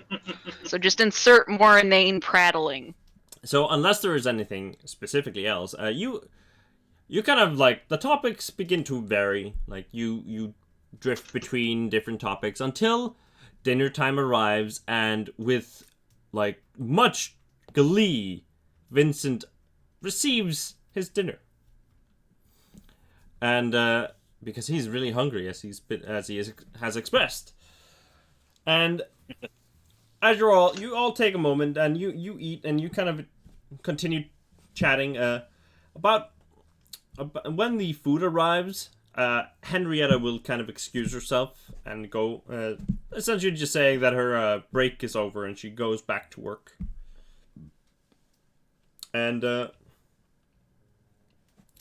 she kind of and she walks away, and all of you eat in peace and quiet. It's around, and when you finish, it's around 7 p.m. It's you can there is a band now that is in the saloon, just kind of slowly playing. There are more people in the saloon right now. It's not like you can hear the clatter, like the clatter of folks just chatting. But it's a very calm, kind of like with a low lit interior, just kind of a chill place. Look at that goddamn banjo. God fuck. But is there anything you guys specifically want to do?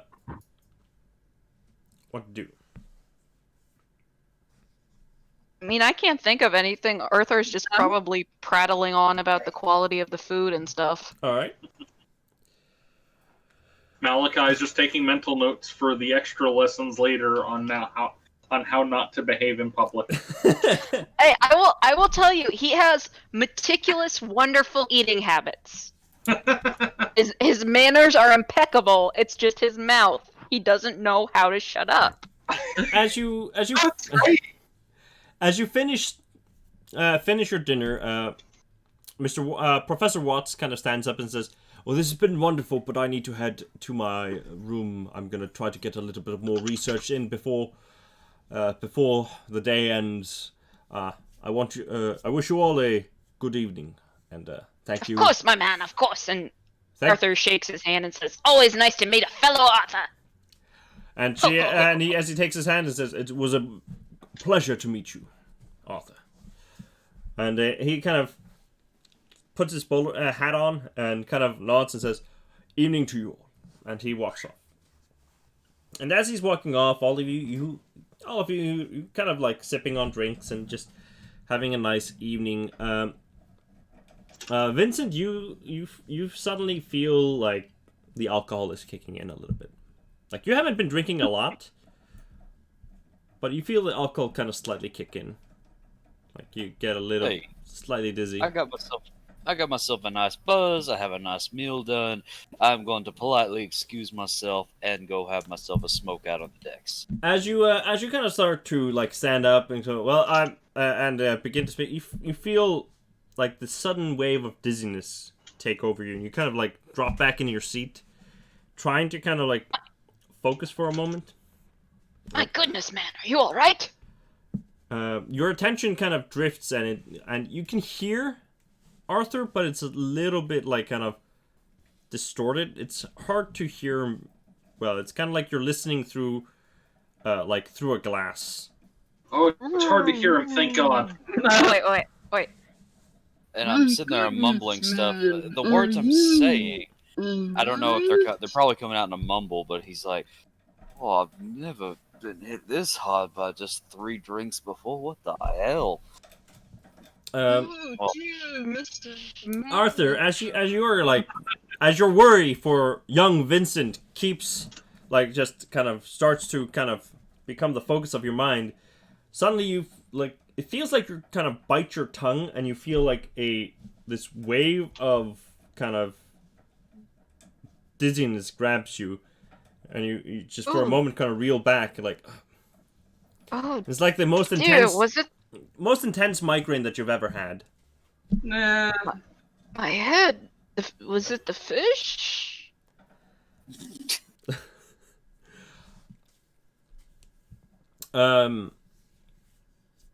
Malachi, as you're lecturing Alaska, you feel like you hide it decently when you start to feel a little bit nauseous, and you think it may be the waves at first, since you're not used to being on sea. Yep. You kind of stop for a moment, trying to kind of hold back what you think might be puke, and you look up and you see Professor Watts kind of like for a moment stumble, onto his knee and then just like to the side, and just for a moment you kind of like this like rush of worry for like just this 70-year-old man just falling down to the ground, kind of like kicks in, and you for a moment like instinctually you want to go to stand up. Yep. But you tumble, like as you push yourself up, you just tumble down to the ground, back onto like just on the floor, and as you do, Alaska, as you kind of like see this happen, you get this kind of you feel yourself like breathe heavily, and you see Malachi fall to the floor, and you want to go and like just check up, see if it's okay, but you feel your mind kind of drift, and your vision goes black, and you just faint in the chair. Oh no. Vincent, you see as you try to kind of like steady your vision, you look around and you see just people beginning to collapse all around you. You see Malachi and Alaska fall from their chairs. Arthur seems to be struggling to just kind of keep his like mind straight.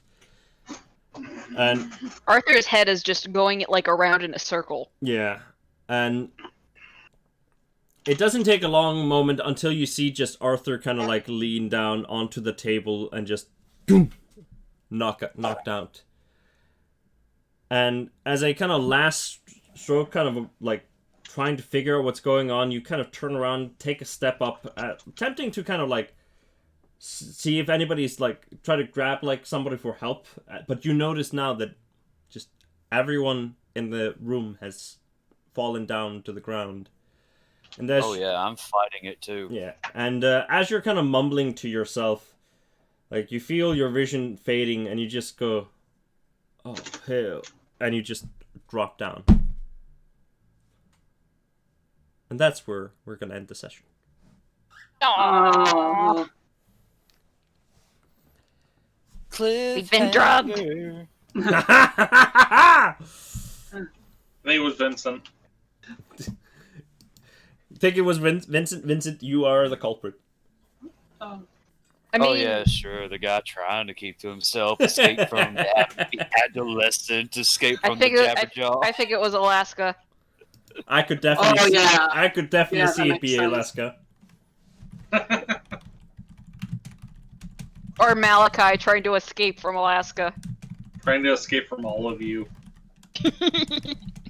Or all of you trying to escape from me.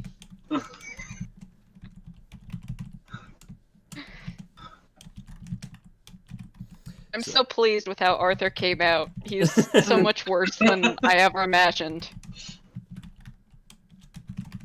I apologize, but at the same time, This was, kind Oh, this no, was it's great. beautiful. This was beautiful.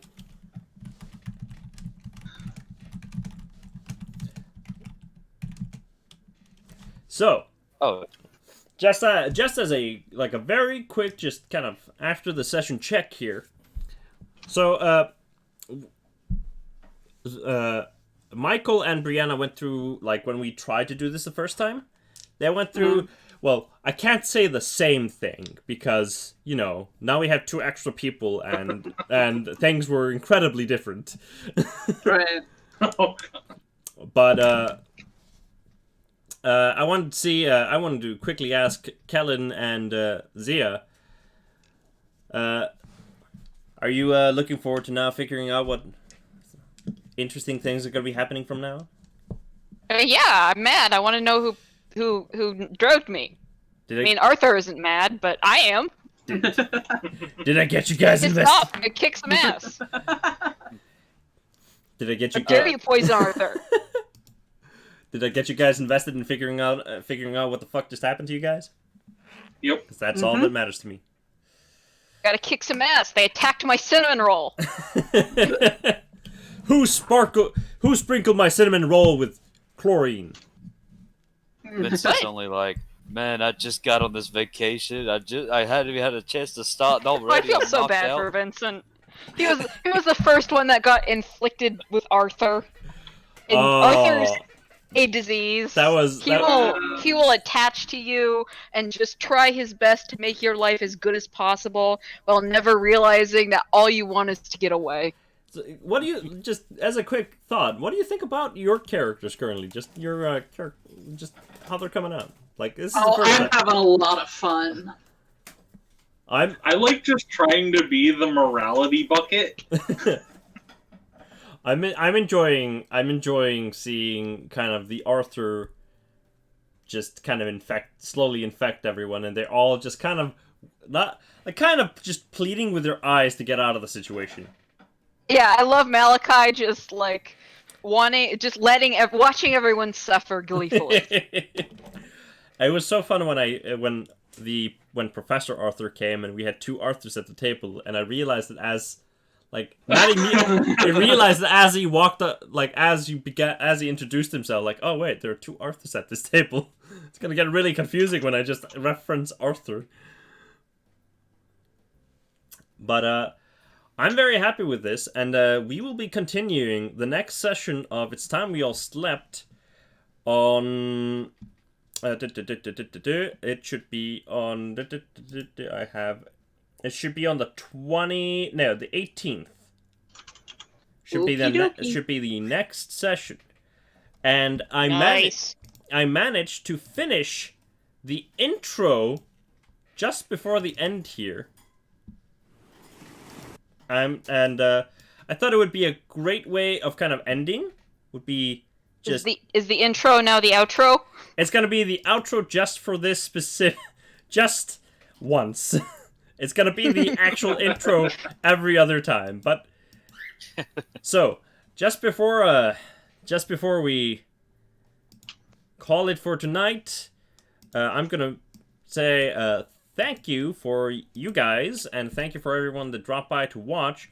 I will be trying to put this on, this will be on Twitch, and I'll try to put it on YouTube when I have a chance to do it. I'm really busy nowadays. But I want to thank you all for watching. My name's G20, more commonly known as Godpool, and with me were Sia, who played the wonderful role of Arthur Watts. Howdy. Or Arthur Ingold Morgan. Yeah. Oh, yeah. God, that's what I mean. And then... Womp womp. Arthur Ingold Morgan of the AIM Toy Company at your service. And then we got Kellen, who played the unfortunate role of Arthur's victim, Vincent the Scar Malone. Hey, yo, you all take care and leave me the fuck alone on vacation. Nom nom nom nom nom nom nom. And then we got Michael, who played Malachi.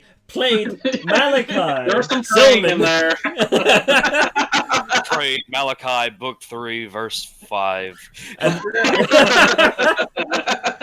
And then we got Brianna, who played the snarky role. Not really snarky, just the little angry, Precocious. Yeah, precocious lady, Alaska Bell. Perspicacious. Indeed. I like that word. Thank you all for this wonderful session, and thank you all that watched. I'm not gonna play the intro that will serve as the outro. See you guys next time. Bye. Bye. Bye. Bye.